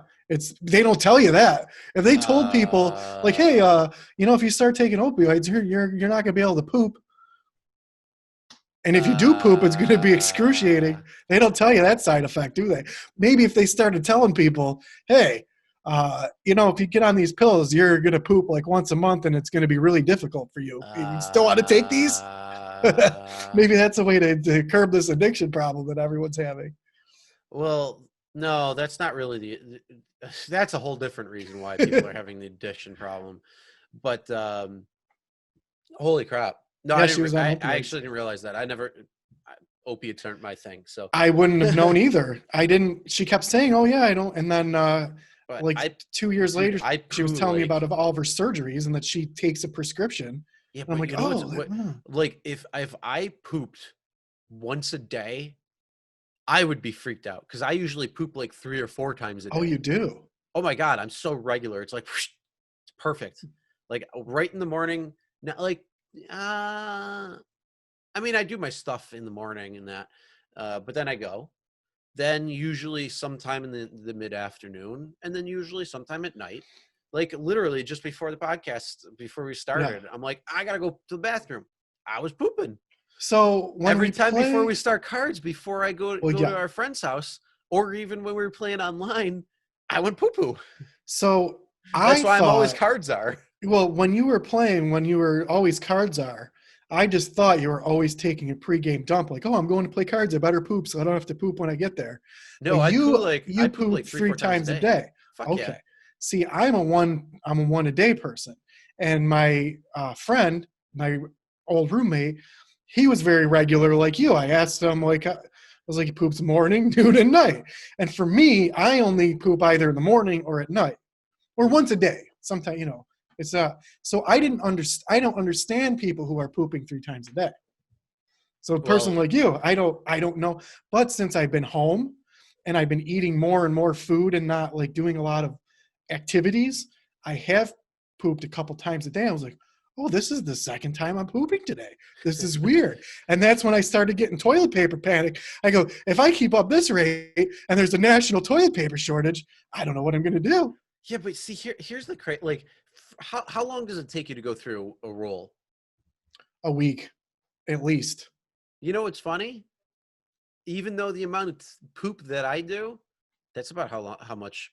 Yeah, that's why I say at least. Well, I had 6 rolls when I moved in January 15th. I'm on my last roll. So, yeah, and I've been home for a month. And I probably get about a week worth out of a roll. Yeah. And I still poop 3 or 4 times a day or a week or no, a day. Yeah, this toilet paper panic. But I don't also go like with the toilet paper roll. I'm not like, oh, I have to have my hand and like I have to have a whole it all up. Oh, that's what I do. No, I do like literally like 3 squares and it's good to go. That's all I need. It's like I need a whole baseball glove mitt. Oh yeah, I don't do protection. No, I do like it's so minimally like I do I use as minimal as I can. Sometimes you get a little poo on your hand, and you're like, nah. No, see, not me. That's what I'm afraid of now with the cheap toilet paper that they got at the store. I'm afraid of a breakthrough. What the fuck does it matter? You wash your hands afterwards. That's true. I just don't want that feeling. That's why I have the layer. I like Angel stuff. Hey, well, here's the question: Do you when you're taking a shower and you're cleaning everything, and then the last thing you clean, you go behind, you give a little ass crack, you wash your ass crack out. I have a question.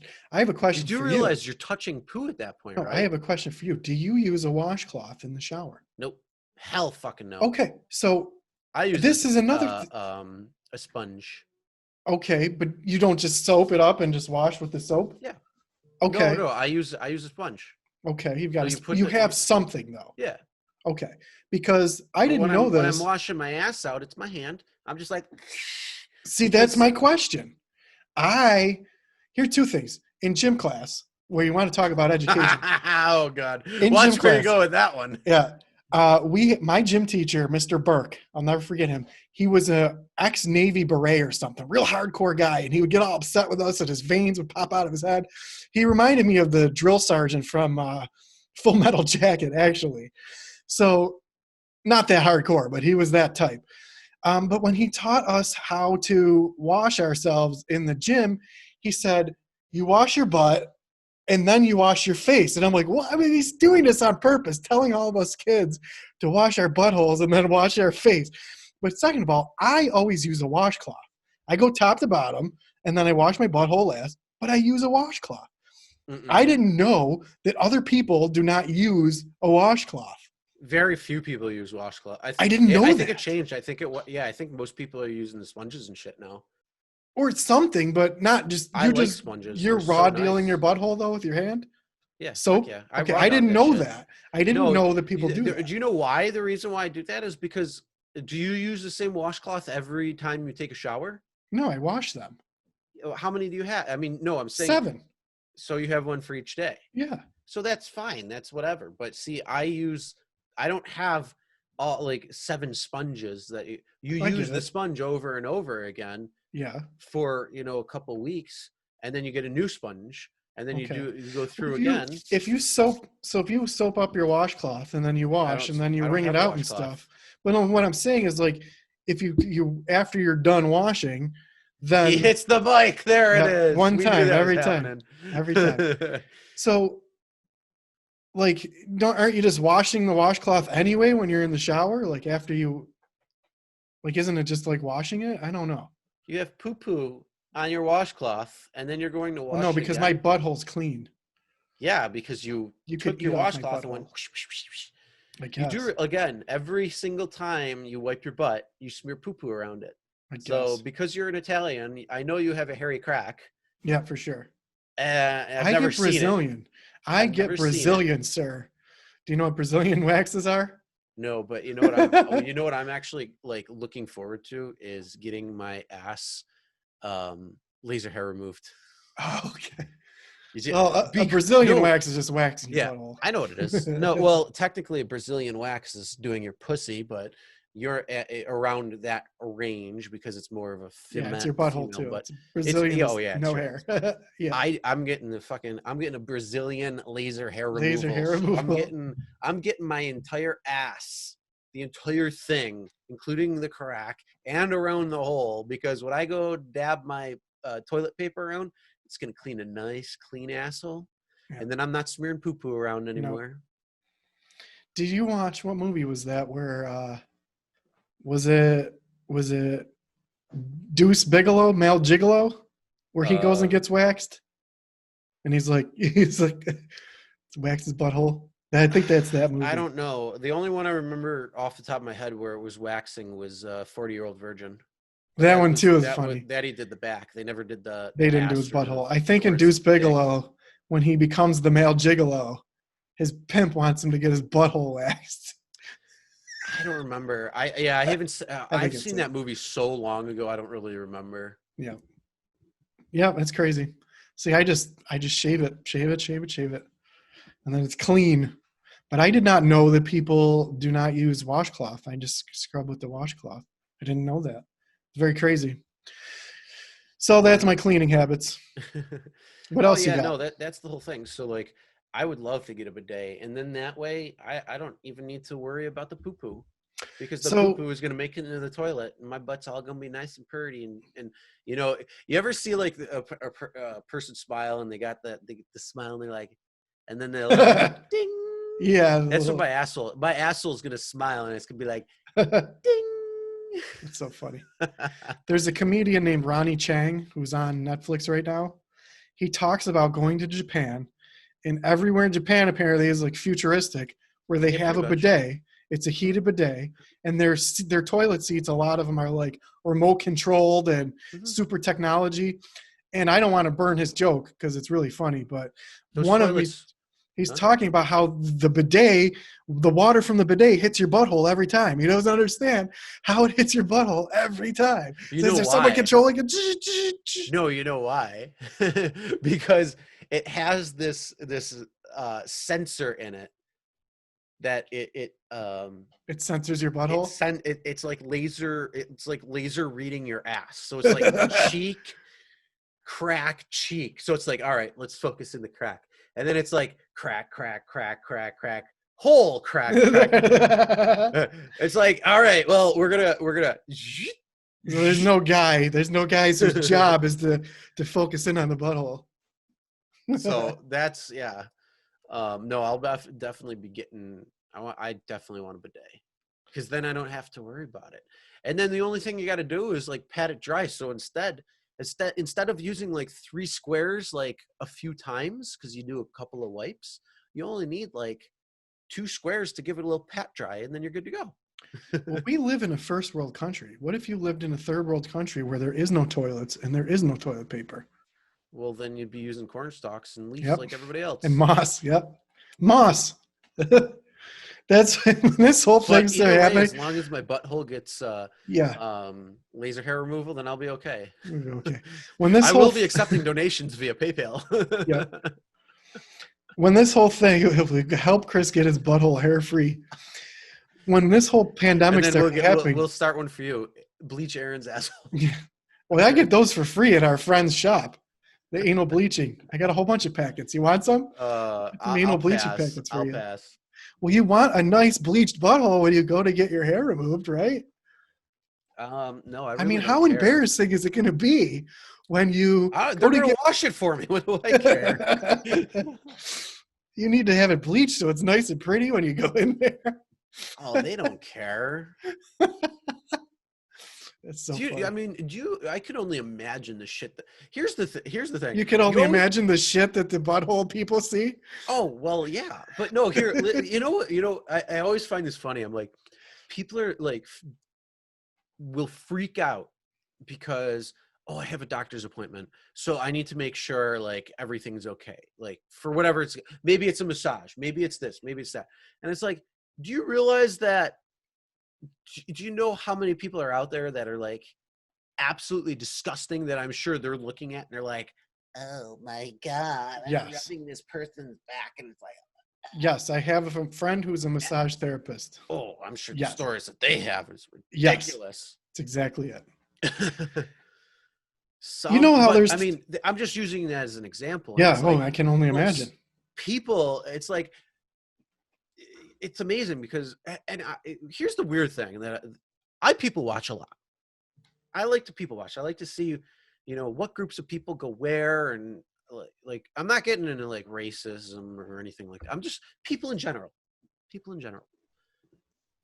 There is a whole different breed that go to Walmart than There's a anywhere website else. dedicated to it. The There people is at Walmart. peoplewalmart.com, and It's great. it's insane because it's like it doesn't matter how affluent the neighborhood is. Nope.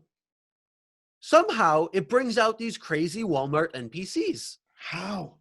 because it's so the bad. Walmart NPC program.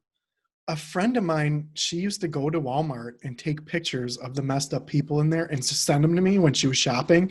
She would send me like a picture of a woman who was wearing a mesh shirt that only went down to here, and then her belly hanging out. Oh, It's like, she would find these people like with their guts hanging out and like just the worst people ever. Where do they come from?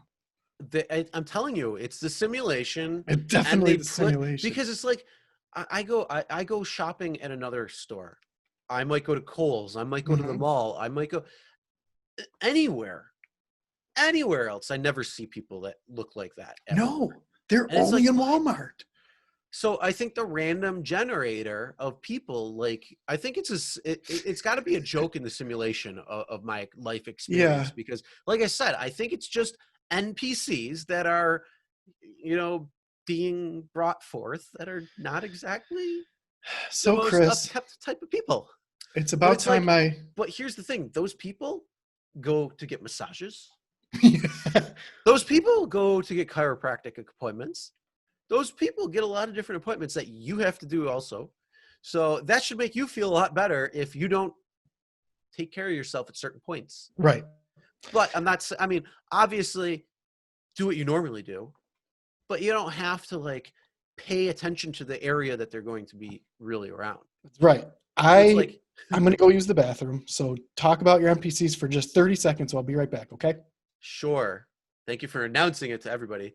Yeah, I mean, here's the fun thing. Aaron could have just said, like, gotten up while I was while I was talking, and I would have probably figured that out at that point. But yeah, all right. So we're gonna do a shameless plug for my YouTube channel, Real Rideshare Stories. So if you didn't know my channel, or if you didn't know I had a YouTube channel called Real Rideshare Stories, I do. I'm sorry, I'm getting a little fidgety right now. I actually will have to put my desk up in a little bit because I have a nice standing desk. It's wonderful. But yeah, check out my channel, Real Rideshare Stories, and watch my video from yesterday from earlier today that I posted. And it was about how I got gas for 62 cents. It's actually pretty cool. I liked it. I did a little bit extra editing on this one because I had a little bit more time, and it was just fun. So it was a good time. So check that out. What is back? I have exorcised the demon. I'm So you back. missed Okay, it. what did I miss? Oh my God, we were talking about the carnies, the carny NPCs. I have a really good story. Are you ready? Yes. When I lived, actually, this is stories. before I even lived in Pennsylvania. I was going to my grandmother used to get a booth at the carnival, at the circus, and she used to put fake tattoos on people and do face painting and stuff. So my job as a kid when I was a teenager would be to put these fake tattoos on people who wanted them while she did face painting, right? Or she would do your portrait, stuff like that. There was a magician there who would blow fire and do a lot of different tricks and stuff, right? Well, one day, yep, that's what he did. One day, there was a gust of wind that blew all the fire and burned his face. Oh, burned himself. Yeah, you got to really watch bad. out about that. Yep, saw That's that. some serious crazy Yep. shit. He burned himself so bad. So anyway, going back to the NPCs. I have a really good story. It's about time that I told you the truth. Me and my best friend Allie, when we were younger, we would go to like the art Allentown Art Festival, any kind of like event, Thursday in the Square, Canal Fest, the mall. We would do what was called Find a Freak and Film It. And we would find the biggest weirdos that were walking around, and she would hold the camera, and then I would go interview them. And as long as I like got permission, like, hey, can I interview you? The biggest weirdos would talk to me. They thought, like, am I going to be on the news? We're just doing it for fun. Oh my God. All of this footage, like, ding. If I could gotta have, go back. This is the point where there's a light bulb going off They're right here. all like, the people of Walmart, dude. Can we do that? Oh, after we're all gonna this do shit's it. over. We're gonna do it. And then I'm gonna resurrect it. I haven't done it in 15 years. Because I resurrect it. Because some of the stuff that I'm doing on the channel is I'm getting into some prank videos and stuff. Yeah. So we started. I've started doing parodies and skits and things like that on the channel as well. And they mostly have been about rideshare. Yeah. And now they're starting to transition just a little bit. And so I'm going to kind of be doing that and getting into that as well, or having that in there, just because I don't always want to post the same stuff about rideshare all the time, because, sure, you know, I post a lot of tips and tricks videos for people, and there's news, but there's not really that much stuff coming out. Well, I mean, right now it's absolutely insane with all the unemployment and stuff going on. You got to diversify your portfolio. Yeah. And I love having fun like that. Yeah. And I know we've been talking about doing some different things. And it's like sure. The parodies and the skits and the things, like what I want to do really is like have inappropriate conversations in public. Yes. So it's like I'm on the phone. Oh yeah, hey, I just got the test results back, and you probably want to get checked out. Yes, I love it. Did you see the comedian on the internet who does that, where he's like, I don't know what I'm gonna do. I made out with his mom, and he's got the react. That guy, I think his name is Aaron too. I'd have to look him up. He's great. Or the other thing that you could that I like had the idea of is like, yeah, I found out, or she called me earlier. I found out she's pregnant. Yeah, I don't know what I'm going to tell my wife. See, those are great. That's really good. Like things like, and just film people's reactions to it, and be like, and then the other, like, there's the one where it's like the shake weight, where he's like, oh, I saw that one. And it looks like, and people are like, oh my God, is he jacking off? And they're like trying to walk around, and he's like, he's got some, or maybe he's like shaking up something. I don't know. I don't It's his remember exactly protein what it was. drink. Yeah, it's his But it's like, protein drink for he's the like, gym. and it's like, oh my God. And it's like, I don't See, know. I I mean, love those. shit We'll like that definitely would do just that. be fun. I love Then it. I just want to do like whatever's going on in the world. I just want to make fun of it. Me too. So like different things that we're doing and stuff like that. I just want to go out, make a little bit of fun, have some fun enjoying it, enjoy doing it, and then just, but that would be fun. That's a really good idea. Going to like, well, Canal Fest is already canceled. Did you Yeah. hear Well, about we that? can't. Yeah, we can't do it now And that's in because of the July. stupid pandemic. But now I've upgraded my rig so I can start doing the videos that I want to do, and maybe I'll see if I can find some of that old footage of Find a Freak and film it, because I got some good freaks on there. And now that did you see Billy on the Street? I saw a clip of him the other day. He ran up to a girl and he goes, "Name a woman." And it's just like, all you have to do is say a woman's name. And this girl's got a yoga mat and she just freaks out. She can't just name a woman. Yes. Some of it, it's insane. Yeah. But that's the whole thing. Like we can go to Canal Side. Yeah. We can go to like different. So the key festivals that are is though, going you on. can't, And you that's what have I to wanna- ask them permission to record them. Say, can I interview you? And no one has ever said no. And they don't realize that I'm interviewing them because they have 3 teeth, a troll haircut, and a nipple ring hanging out of their Met shirt. And I think I have the perfect idea for the segment of the show. And it's called, it's got to be a playoff dinner for schmucks. Okay. So like, you've seen Dinner for Schmucks, right? Oh, it's a great movie. So like the whole premise, spoiler alert, if you haven't seen it, that's too damn bad. But go see it because it's fucking hilarious. And again, that's I think on Amazon Prime or Netflix. There's so many good movies out there that are on so right many now. good movies. So the whole premise is that this group of people that work together, who are the higher ups, have a dinner once a month, and they bring the most interesting person that they find, and it's usually a schmuck or a moron or something of the sorts. So they had like Steve Carell's in it, Paul Rudd is in it, and a few other names. Zach Galifianakis, don't forget about him. Yeah, he's in there too. Yeah. So it's actually a really funny movie. It's funny. And that's like the whole thing. It's like, okay, well, they don't know that we're trying to make it, so it's got to be something like Dinner for Schmucks. Yeah, they don't know that like I'm interviewing them because they look ridiculous. So wherever I was, I would talk to them. Oh, so what do you think about the art that's here at the Art Voice, whatever it was? Let me tell You you. would talk to yeah. Well, let me ask you. What do you think about Trump's current policies on It's so funny. reform? You can make shit up. That's the funny that's great. Oh, God, like I can't wait. I've seen a few YouTubers who were making stuff up on the spot. They're like, so do you think that we should have Women's Day for Hillary Clinton and then have a Hillary Clinton march because of what she's doing or talking about? What's your recent thoughts about abortions after 1 year of being born? Yeah. Like that is the new thing that they're talking about, late term abortion, and you just like can completely misconstrue everything. And they're like, well, I think that'll be okay because, well, if they're talking about it, that would, and be like, do you support that Oprah has been saying these things about late term abortions after or up to 1 year, where they want to put the late term abortion to 1 year? Well, if Oprah says it, I think she knows what she's talking about. So yeah, you could do. I think that would be okay. I mean, personally, I wouldn't do it, but yeah, I think that'd be okay up to a year. You know what else I want to do? I want to do the fake book cover on like a public transportation, like a bus or the subway, where it says something different. Well, something different. Like there's a whole bunch of them that fake book covers though. That's what I want to do. No, I mean, there's I don't get like like how to give a woman an orgasm or something on the book cover. Just reading something ridiculous or Mein Kampf.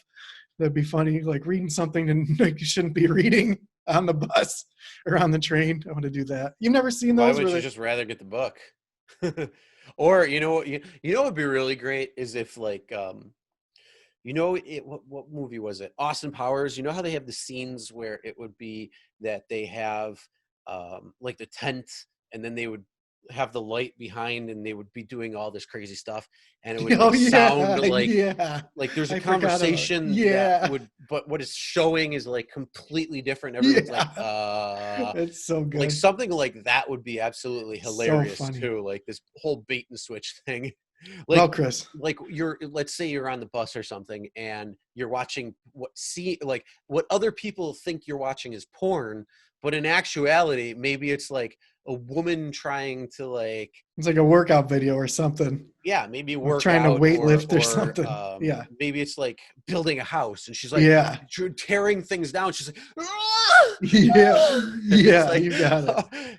and everybody's looking at you freaking out, and it's like, It'd be super wait, funny. what? So well, first of all, Austin Powers has one of the best lines I still use this day. Yeah, There's two types of baby. people I hate. People have no toleration for other cultures, and the Dutch. That's super funny. And then Elizabeth Hurley. But then Dinner for Schmucks. I haven't seen that. I saw it when it first came out. But is it? Correct me if I'm wrong. Is that the one where the blonde girl is like his ex-girlfriend or something, and she's in his apartment? She's like crying. She does a great job in that movie. She wasn't an ex-girlfriend. Like they slept together once or something. Oh, and she's like a crazy. She's a level 5 clinger. She was crazy, dude. I love you. Yeah, I love her. She's did such a great job. I don't like her. Oh, I love her. I don't know. I can't stand her as a person. I love her. I love it. Oh, I want to do fun, crazy shit. Me too, like man. that. Me too. And, I'm all down for it. So we were gonna go to the supermarket in hazmat suit. Remember that idea? Yeah. Is that inappropriate now? I think it is. No, we really can't. I mean, you can't really now. Yeah. You won't have the same effect. No, well, because it's too outdated. Yeah. At this point, like exactly, it's right. Too many people have seen people doing it. They really did doing stupid things. Yeah. Like putting pool noodles in like directions, be like, oh, this is don't social distancing, and it's like, dude, are those pool noodles 6 feet? Am I gonna cough? Yes. Is it gonna be on you? No, I could be on the aisle over, and it's still gonna come over onto you. Yeah, exactly. But no, I mean, like if we would have done that at the beginning, and the problem is you had to go under quarantine, because that weekend we would have done it. Yeah, because you had to go under quarantine because you weren't feeling well, then it was like, all right, well, whatever. Yeah. And hey, man, this whole thing was crazy. Whole thing. But dude, okay, here's another thing. Have you seen all the videos of the people who are like coughing on things or licking the food? I just posted a video. I just posted a video earlier about that. There was in Sydney, there was an Uber driver who refused a ride, and they're like, oh, come on, I already paid for the Uber. And they spit on the driver, and they're like, and I already have it. I already have the coronavirus. Wow. I already have it. And it's like, are you fucking like, the video just came out earlier today. So oh my God. I saw it this morning. And so I posted that video when I got home after all the family jazz. Then what I ended up doing was I made that video real quick. And here's the worst part. This is the fucked up part of it, is the fact that this video was not from a driver's dash cam footage. No.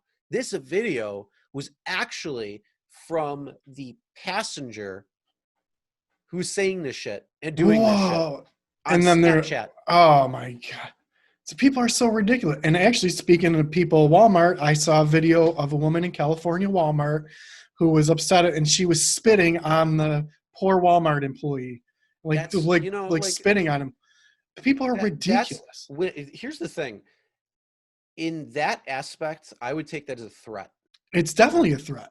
And I would beat the shit out of them. That's what people in the comments were saying on the internet. They're like, instant slap in the face for that woman.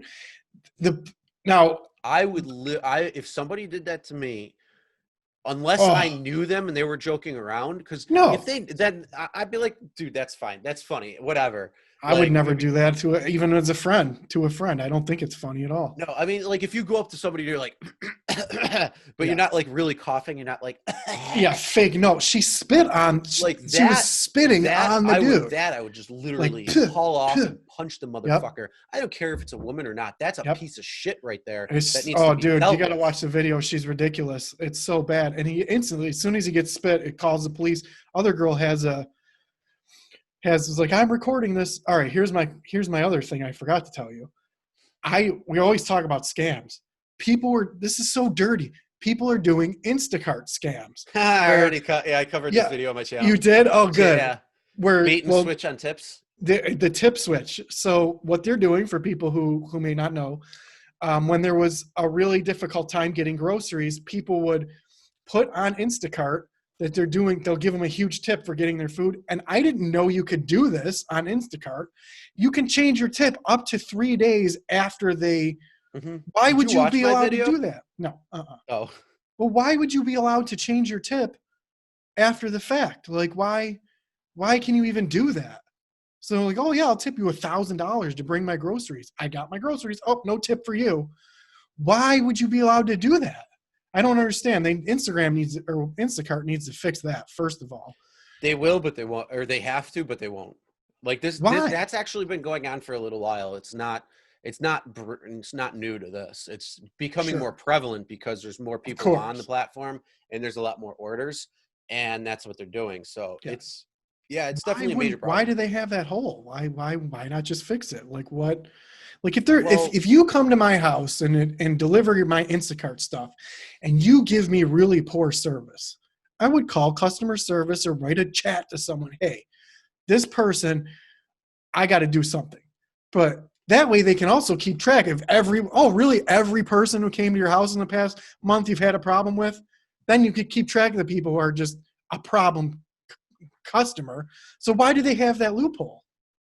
Close the loophole. I don't get it. I mean, the only thing I can understand is, and I'm not defending this in any way, but if somebody does a percentage off of the order total, and sometimes there's not things in stock, like right now, a lot of things aren't in stock or is hard to come by, so it can change the order itself, and you might have to refund those as a shopper, like those items, but not necessarily the entire thing.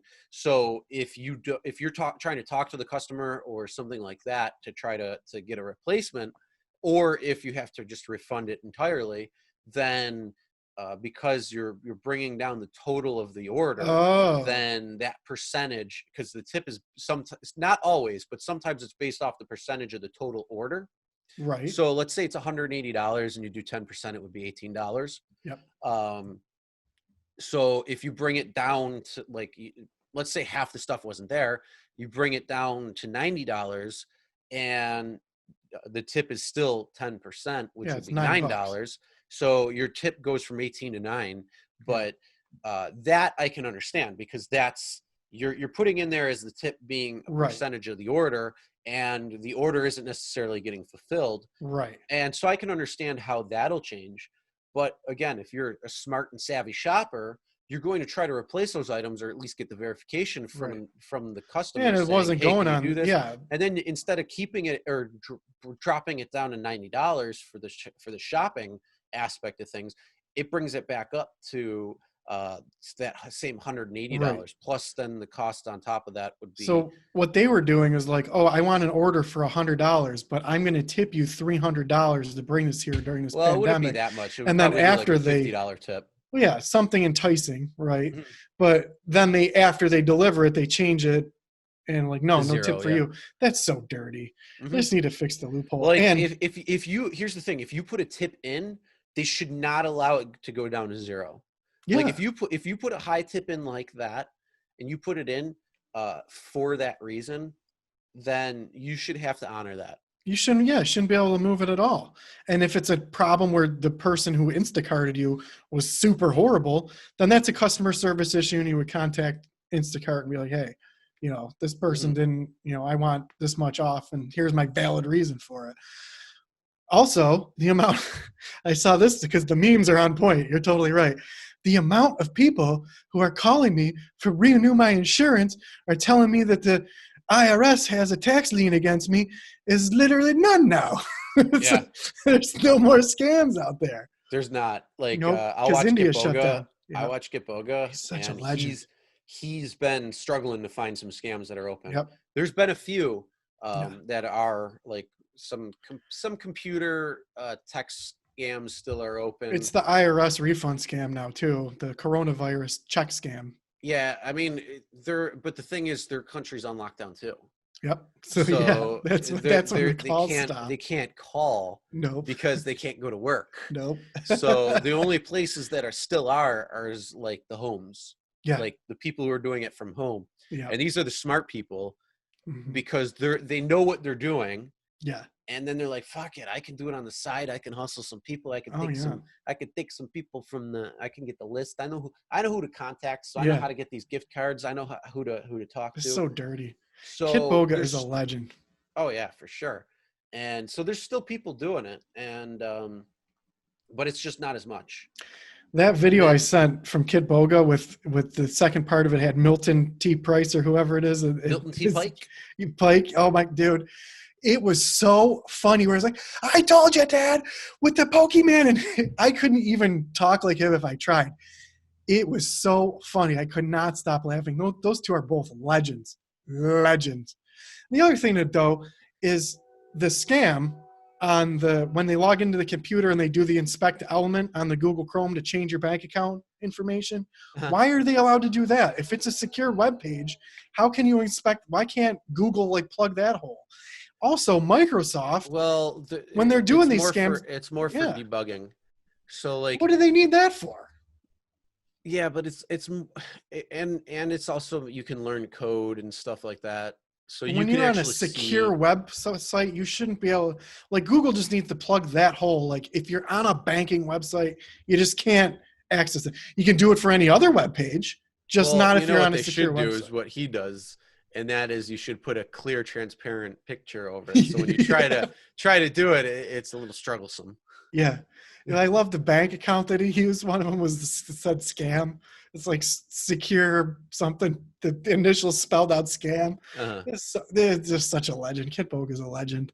But they Unbelievable. yeah, he's been kind of struggling with trying to find some scams. Yep. because but that's a good thing.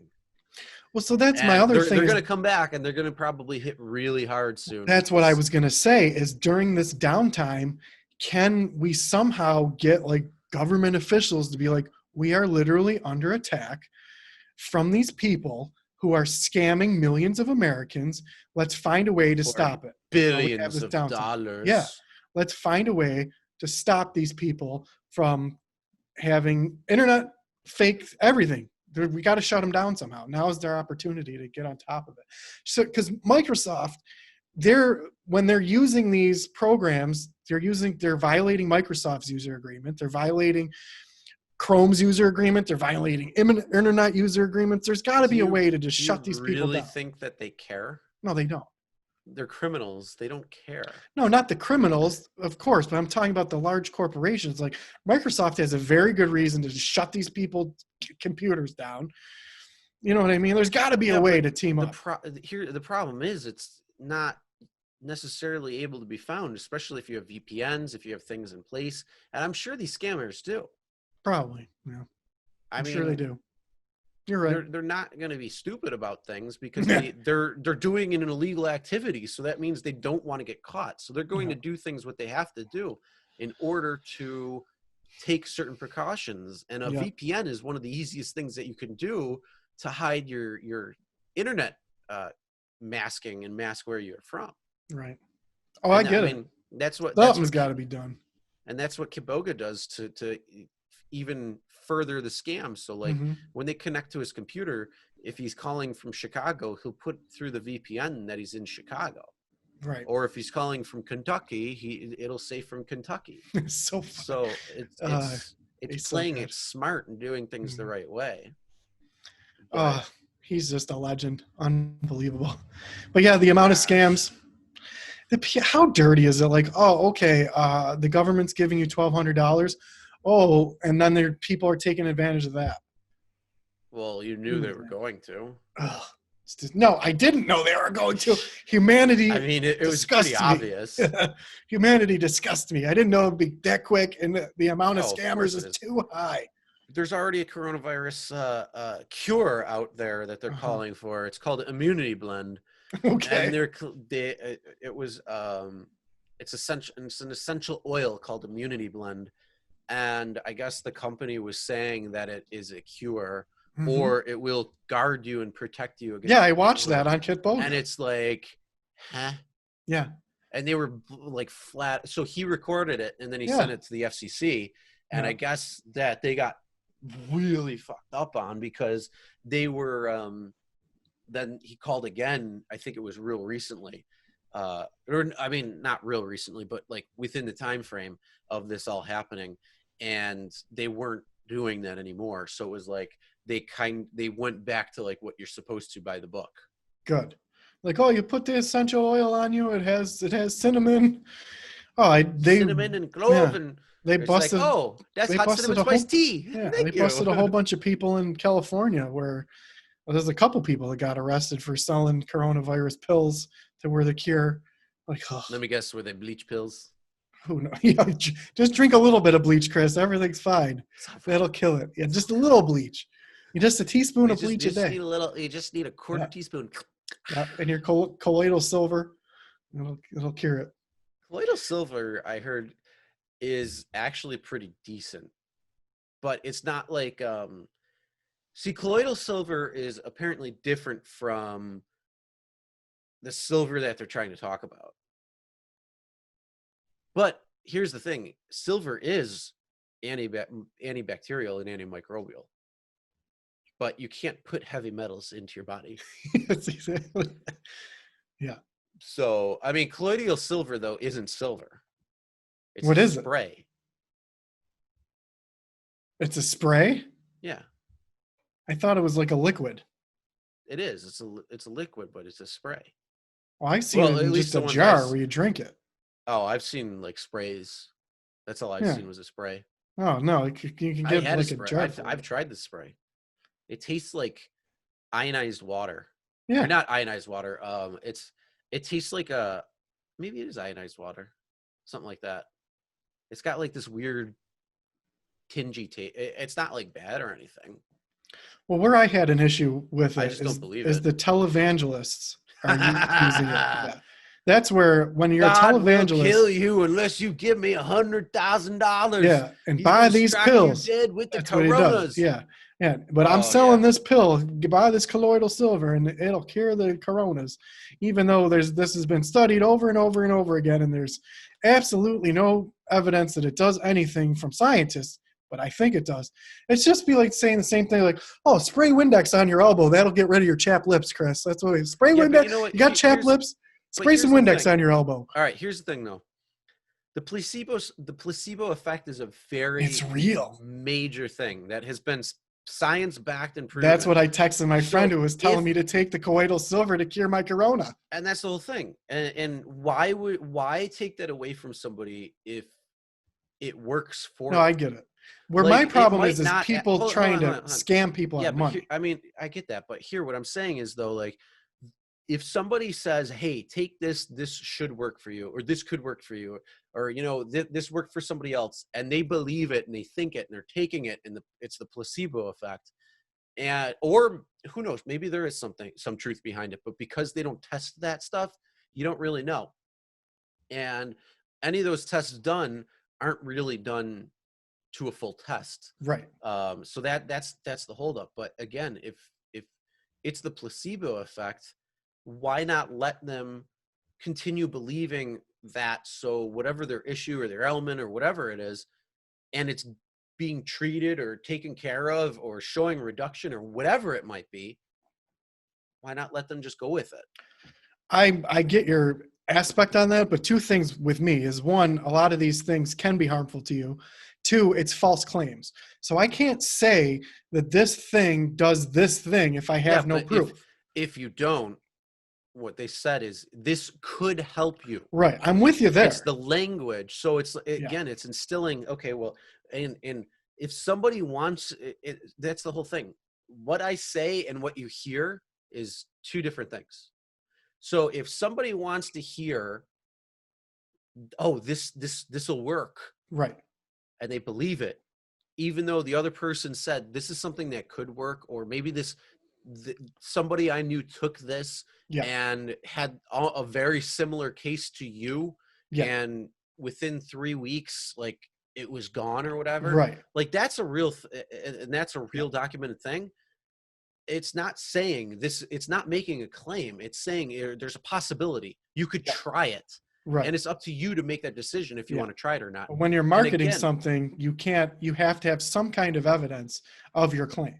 You Well, can't just make a claim. You why have to have everybody, some kind of evidence. that's why people say you could, or this has been shown, Yeah. if it had a scientific test to back it up. Yeah, It doesn't exactly. have to be evaluated by the FDA. No, And that's, but you and- have and to have that's- something. That's the only thing that I didn't like, Yeah. because when you were watching that, obviously too, then on Kipoga, when he's like, yeah, it has to be evaluated by the FDA. Well, no, the FDA does not evaluate those types of products. They It's can't. not applicable Yeah, to they don't have the enough people. FDA Yeah. and their guidelines. Right. No. So, like, you could look at a 5-hour energy drink and it says this product has not been evaluated by the FDA. Any of the supplements And that you they buy at the claim store. that it's going to give you a boost in energy because of the caffeine that's in Right. it. Because And- caffeine is a scientifically studied, documented Yes, thing and that's the thing. that gives And you this- energy. And and- that's why they can make the claim. And that's the But you thing. can't So, make a like, claim that doesn't have anything to back it up. No, I know, but I'm saying there's a lot of things out there that do have actual tests that have been done that can prove it, but you still can't say certainly this will Yeah. cure. You can't say this will cure. You can't say this is like things along the curing method, or Yeah. this will treat. You could Yeah. say this can help. Yeah. This could. But you can't even say that. Like, you can't say this will help your coronavirus. No, I because said there's no this evidence. could. No, And but you can't even say that. But that's the thing. I'm not using coronavirus Yeah. as an example. I'm just saying in general. You're Right, getting okay. you're getting specific, and I'm not. Right. I'm not getting into the specifics of a certain thing. And the reason why I'm keeping it general is a specific reason. Well, let's for it. say I get it, but let's say again, I have we're talking a about cold sore. Yeah, but we're talking about certain things where it's like, if something works for somebody and they believe it, or whether it actually is true or not, but they're believing it and it's a placebo effect and it's helping them, I'm not going to take that away from them. I'm all with you on that. Like, let's say someone And says, "Oh, that's what I'm talking yeah. about, not what you were talking about, saying false claims made against Corona. Yeah, Right. that's obviously a anything. problem. Yeah, anything. Oh, spray Windex on your elbow. That'll get rid of your chapped lips." And it's, you know what I mean? Like, yeah, No, it's not your elbow. It's actually your knee. Yeah. Oh, that's what I was doing wrong. Yeah. But I get it. Because like, if you do it on your elbow, it's not going to do it. It See, could make it worse. yeah, the It issue could that I actually have is it could actually chap your elbow then, because Yeah. it'll dry it out. But Well, I if you do get it on the knee, the issue I have is people who are exploiting people for profit using fake things that have no evidence in reality, right? That's where I have so the in issue. other words, the entire government in the United States. Subjectively, I mean, you can make that argument for sure. That's a whole nother story. Your business is closed Yeah. because it's not essential. Go home. So, Goodbye. but if there's a rumor on the street that drinking agree with it. Kool-Aid will help you, right? And there's no harm to drinking a cup of Kool-Aid, then let Oh, somebody believe yeah. that, right? Yeah, let somebody believe that.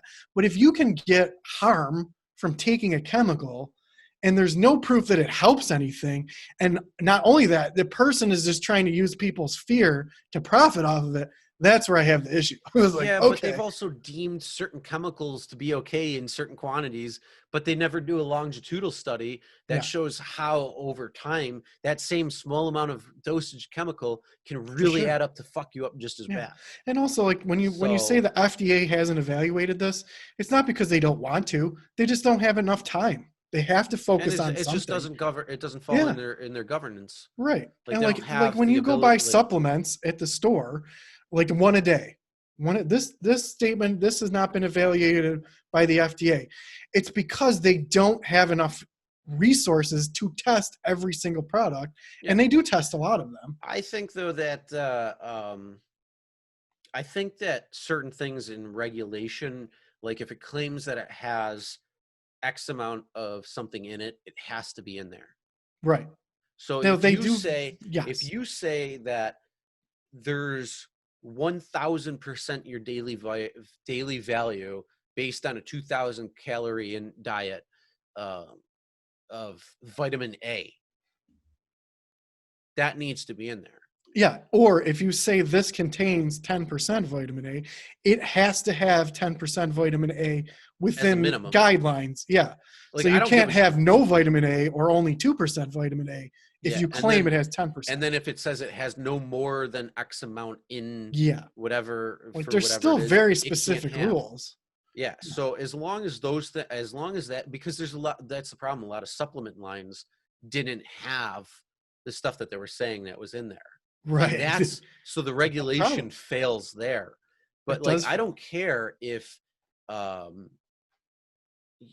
don't care if they don't evaluate supplements. I care if the supplement is regulated to the terms of what you put on that bottle and what it says it has in it. Well, they It do. has to be in it. So No, if they don't. if they test that company, they say, look, your claim on here says that you have 10% vitamin A. We tested it, only has 2%. Get your act together. They will. Yeah, but the FDA won't look at that. That's the thing. They only don't regulate and they don't look at it. And well, they will if someone's like, hey, test this. They can't. No, they won't. They don't.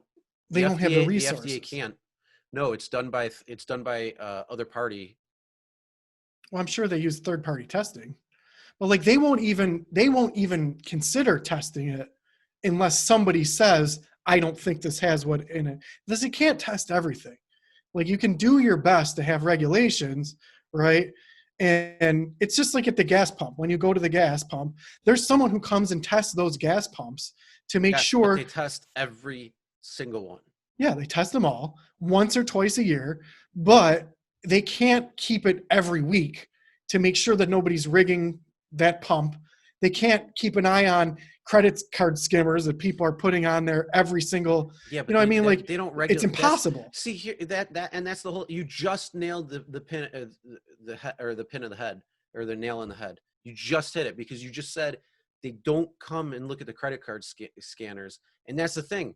The weights and measurements, at least in this area. I mean, obviously, other places, other states call it different, but in our area, it's the Department of Weight and Measures. Yeah, and that's what comes in and regulates the amount of weights and measures in something. So they make sure that the pump is working right and that's right octane. The nozzle says on the computer screen, 1 gallon is actually 1 full gallon of gasoline, and it's the right octane out properly. Yeah. They don't look at the credit card machine, period. No, they don't regulate that. No, and that's the same thing like the FDA. So you just proved the point right there. So the FDA does not look at the supplements because they don't fall under FDA regulations. They don't fall under FDA guidelines. They don't fall under FDA, period.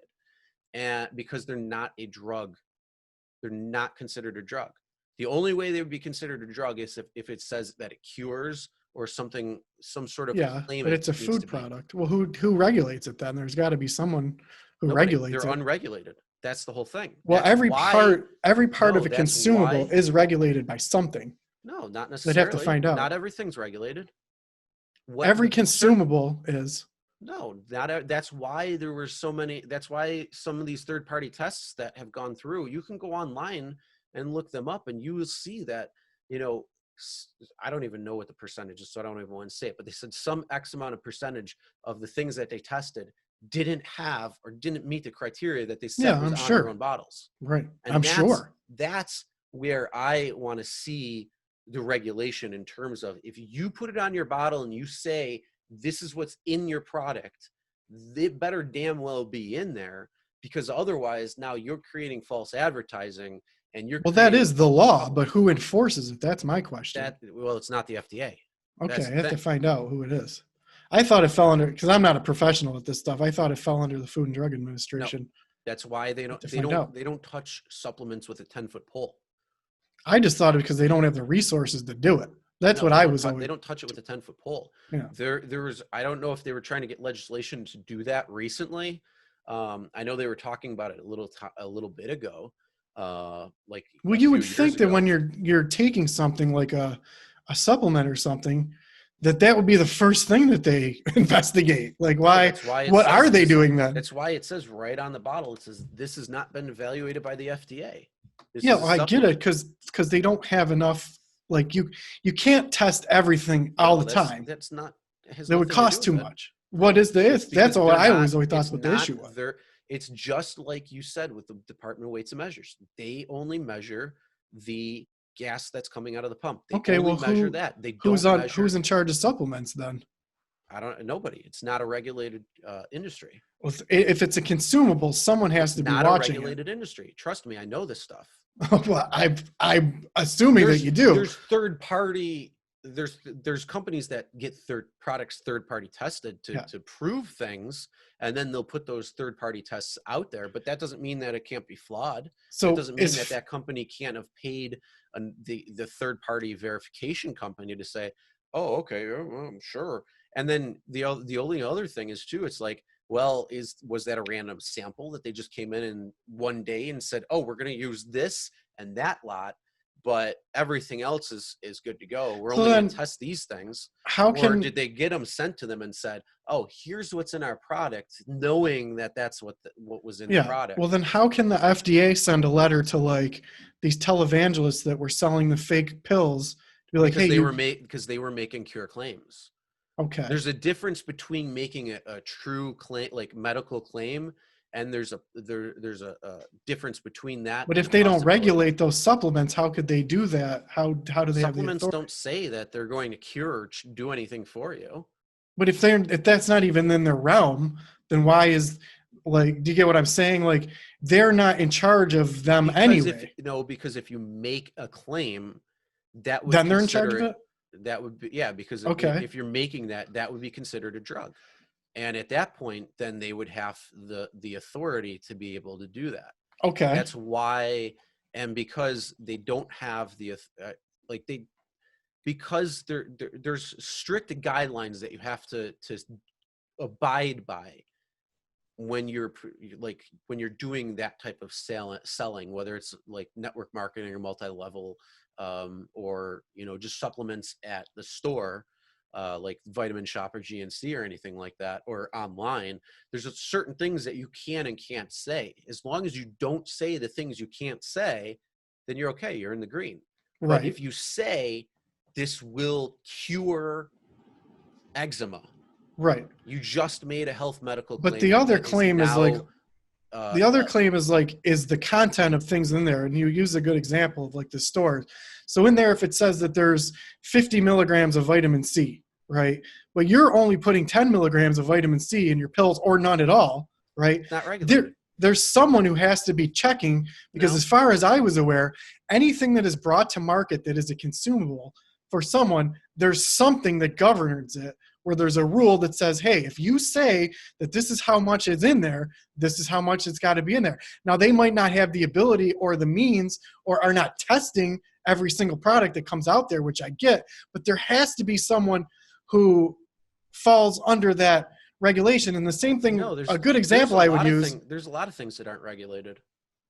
I didn't know that, because as far as I was aware, any consumable is covered under something in the United States.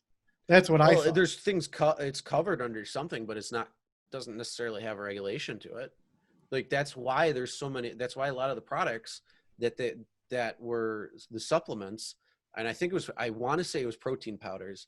They tested them and realized that they didn't do or have exactly what was in there. And that was, so it's like false advertising. So, and then what's the recourse? I don't know. Who would send a letter to that company saying, hey, we tested your protein powder, which we're not required to do. Okay. That's what my question is. I haven't, this is a case, or not a case, but this is something that came about, I think, in like 2012. So this is like years ago. No, I've heard, I don't remember all the details. This stuff happens all the time, where tuna fish, for example, Bumblebee or somebody, someone figured out like, hey, this says that there's an ounce of tuna in here. And when I open it, there's not an ounce of tuna. And they found out by obviously weighing it that they were shortchanging people on their tuna. So then there's a lawsuit. And there is a governing body that says, hey, tuna fish company, your claim says, right. Well, that's my question. So for supplements, it's the same thing. If you claim you have 10% of vitamin C and you don't, there has to be some regulating body out there that I'm would sure say, there is, but I don't know who, I don't know that's who it my- is, and, yeah, dude, and that's it my doesn't question. fall under the FDA. I know the FDA does not touch supplements with a 10-foot pole. I wonder And why. I don't know if it's because certain legislation doesn't allow them to or what, but yeah, they're not allowed to. I wonder if it's the ATF that does it. No, Yeah, that's it's probably alcohol, some firearms, weird. tobacco. Yeah. Which Yeah, I didn't. one could argue the same thing with tobacco. Right. So it's like, but if you say your tobacco product has 10% nicotine, like it's got to have that amount in it, or else there's some kind of recourse. Like you can't. I know that there's rules for all this stuff. Everything has a rule, right? But Yeah, the but question it's is not who. regulated is the difference. Rules and regulations are two different things. That's why it says rules and regulations. Yeah, but there's somebody So, like if you get that's like I said, I don't want to talk more about it because I don't remember everything. Like I only remember certain parts of it, and you're trying to like beat this with a dead horse, and it's like, dude, next topic. Well, everything's Like- so nuanced. Like I just want to make sure that I'm clear on what's happening because we've all any intelligent person. It's called going and doing the research after the fact. You can't do Yeah. it right now. We're sitting, we might be sitting in front of computers, but I'm not going. We don't have another person. That We says, don't have a "Hey, can Jamie." you look this up right now. Yeah. If we had somebody who said, "Hey, can look this up right now," and we can look it up, then Well, you know what, man? But The right other now, it's problem. like, I'm glad we're talking about this subject because another big issue is some of this stuff you can't. Let's say even though we're at a computer and we have the internet, some of this stuff you can't even find on the internet. Like, who is to know if you try to find it if you know if you dig far enough? Yeah, but it's not going to be something that comes up right away and like the first result. If you know where to look and know how to do research, Yeah, but a lot it's of easy at that stuff. point. Yeah, but a lot of these That's people why that we're dealing with in researching- public, That's why researching it's needs our to first be- Google result that came up. Well, that's the problem, and that's the whole clickbait shit.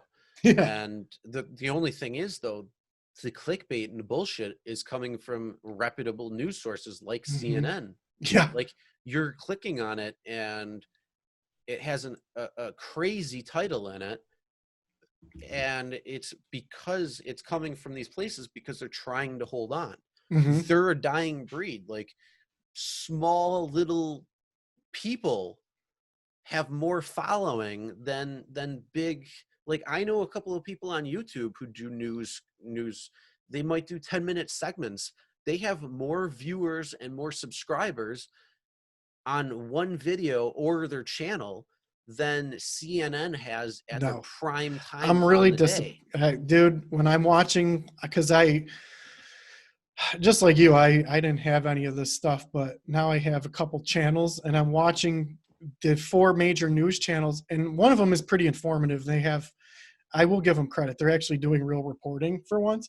But the other 3, we're just talking to people and people's opinions. Like, what happened to the real reporting? But you know what else really annoyed me that I was saving for the next podcast? But I'll just briefly mention it.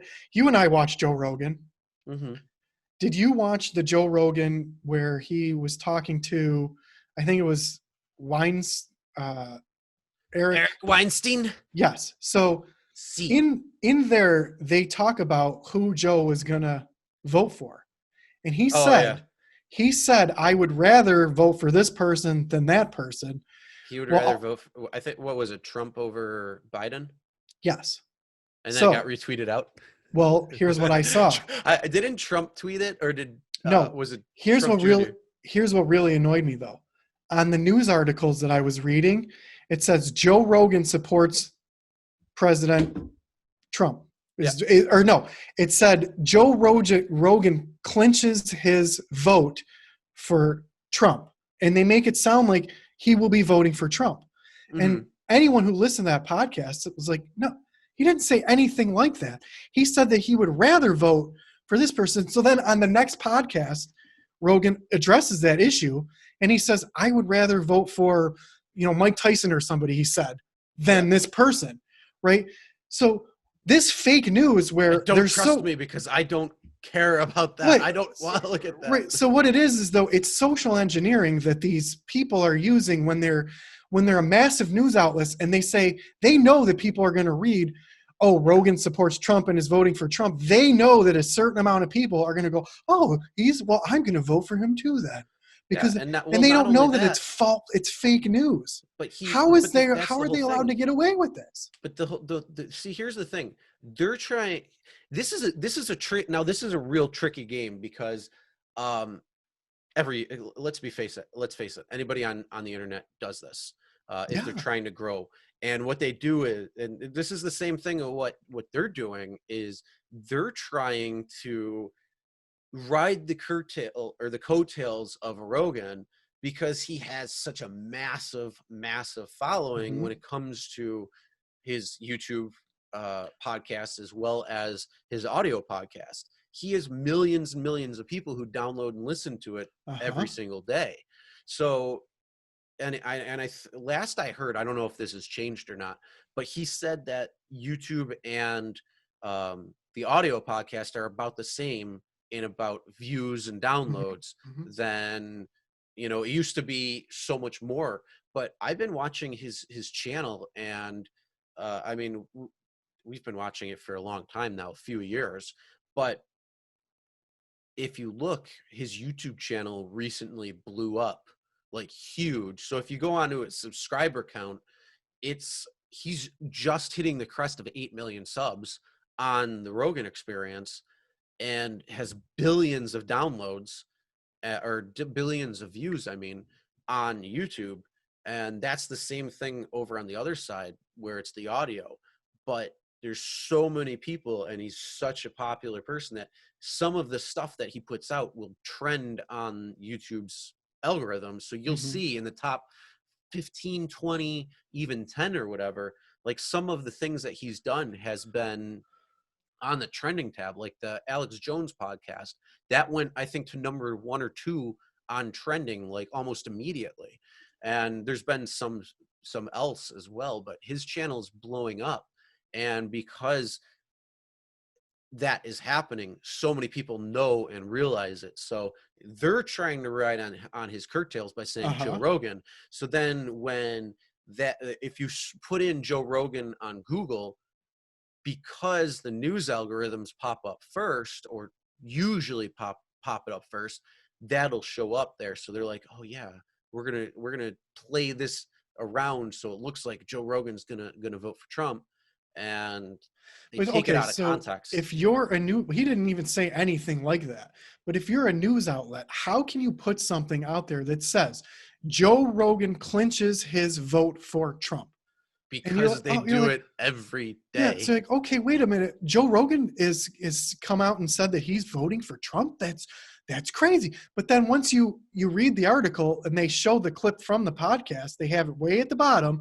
And you're like, wait a minute. You're like, he didn't even say anything like that. And saying that you would rather vote for one person over another person does not mean that you're saying that you're voting for them. But how can they, on the headline of an article, put this person has clinched their vote for this person when they know that it's false? They know that it's wrong. They know that the person didn't even say Well, it's anything not like that. false. It's It's definitely false. just as far from the truth as you can get. Oh, it's alternate truth. Okay. No, it's false. Let's call it what it is. He didn't say It's that. well, He didn't here's say the he's thing. voting for him. it, It's a it it's lie. not is or you got to think it is or isn't. Yeah, it's a It's lie. That spinning is a the lie. truth. It's spinning the truth as far as it can Oh, okay. go Alternate before it's facts. technically a lie. It's definitely saying that he clinches his vote for this person Well, is a lie. He didn't say that. yeah, but the He thing is didn't they've do been it. doing that forever. They've been Sure. doing So it how forever. is there no recourse? Like there Like should be some kind of look at what recourse. CBS just posted. They posted a video of a hospital showing like what was going on in a hospital, saying it was New York when it was really in Italy. Hmm. Yeah. And people called him out on it because Yeah. all it was just different camera angle. And they're like, Yeah. oh, look, this is the same exact Yeah. place. Yeah. You did a newscast here earlier saying it was Italy, and you did a newscast over Yeah. here saying it was New York. Well, see, the thing that bothers me about saying And then that, they had to apologize. And there you go. What did they what was the recourse? They gave out fake and falsified information by Right. saying, oh, and what was the recourse? Oh, sorry, Yeah, oh, we we shouldn't have mixed done up that. No, they catch them doing that all the time. But my bigger issue is that That's when what you're talking retractions about are. something, so when you're talking about this article where they say he clinches his vote for this person, that's social engineering 101. So what I would do, let's say if I wanted to get you to do something that I would say, I would use a social engineering that would say, well, most people are doing this, or your neighbor is doing this. It makes you think part of the group mentality, and that's social engineering, and that's what putting these articles out. But there has to be like a recourse. There is sometimes though. Hulk Hogan destroyed a news outlet because of the false things that they said. So Oh, I yeah, think and that, that's well, there. why do you But that's have the to be thing; it happens all the dishonest time in the first place? Why can't you just tell the truth? because they're a dying breed and they need clicks, I guess. clicks Well, and that's views. what this That's what it person's comes down motivation to. is, to try to engineer a vote. That's what these people are doing by saying, "Oh, this guy's representing. He's going to vote for this person." They're trying to social engineer a vote. They're not Well, even trying they're to trying get to clicks. social engineer an agenda on Yeah, top of it. So it's that's not. It's exactly it. the thing is, it's not. It's like something that happens and you look at it and you're like, all right, well, here's the file behind it. And then think of like, okay, here's an example. So the MCU, they've done what, 23 movies over the last, Are you talking about the Marvel Universe? yeah. So they're using, they got over the last, what, 12 years, they got 23 movies that came out. Mhm. And they're slated a shit ton more for phase 4 and that's coming out hopefully at some point. Which Black Widow is now November 6th is the date for the release, which is kind of nice because it's actually like right around my birthday. So I get to see Scarlett Johansson for my birthday, which is yes. But what they do is they put in little things that, and not only just the MCU, but even like trilogy movies or movies that go back, they can use a little piece of the movie that may not have even thought to be an Easter egg to become an Easter egg, and Yeah, put a plot hole or a plot twist in sure. that spot, and then they exploit it and they use it later. Hmm.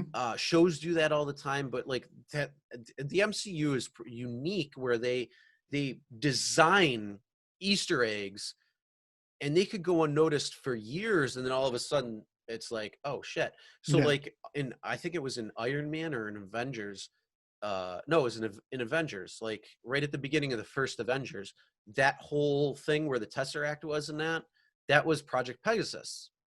Nobody realized that was really Project Pegasus. It was also brought up, I believe, in Iron Man 2 when he was going through some of the stuff with his dad when he got it, and he was looking up, and there was stuff with the Tesseract, and there was talk about Project Pegasus in the movie, also in a deleted scene.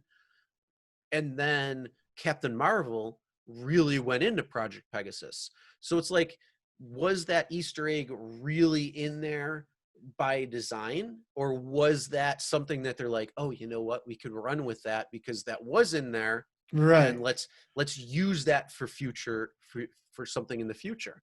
Just like the And coronavirus test, we may never know. I forgot. I don't want to derail you. But that's the whole thing though, when it comes to like, so that whole socializing agendas of the agenda that they're trying to use with Rogan is, one, they could ride off his curtails because Joe Rogan's a very searchable name, or the Joe Rogan Experience is a very searchable name. Yeah. And it can, and it can make and break careers. I mean, it really can make, like, but also, like, I give the person who wrote the article credit because they know how to manipulate people, right? That is social engineering 101. Well, sure, if you know, because they can. But most people don't know about it. You know what I mean? They don't know they're being manipulated. Yeah, but here's the thing. All you have to do is tell me, hey, I want this person to make it look like they want to do this. Yeah. And I could give you an entire article about something using, and it's a complete falsehood. Truths. But people don't know that people do that, because I think a lot of people walk around just being honest, and like, I'm an honest person and I don't expect anyone else to be dishonest. And then once they're presented with something that is dishonest, why would they have any suspicion and say, oh, well, he must have really said that because it says right there in the article. I'm sick of the fake news. But I forgot the MCU. I learned something that remind me. We're talking about our show, How I Met Your Mother. Hmm. I learned something interesting that I didn't know. I don't know how the MCU and How I Met Your Mother even come close. Because you were talking about Easter eggs. So what I Well, learned, except for the one actress is in both.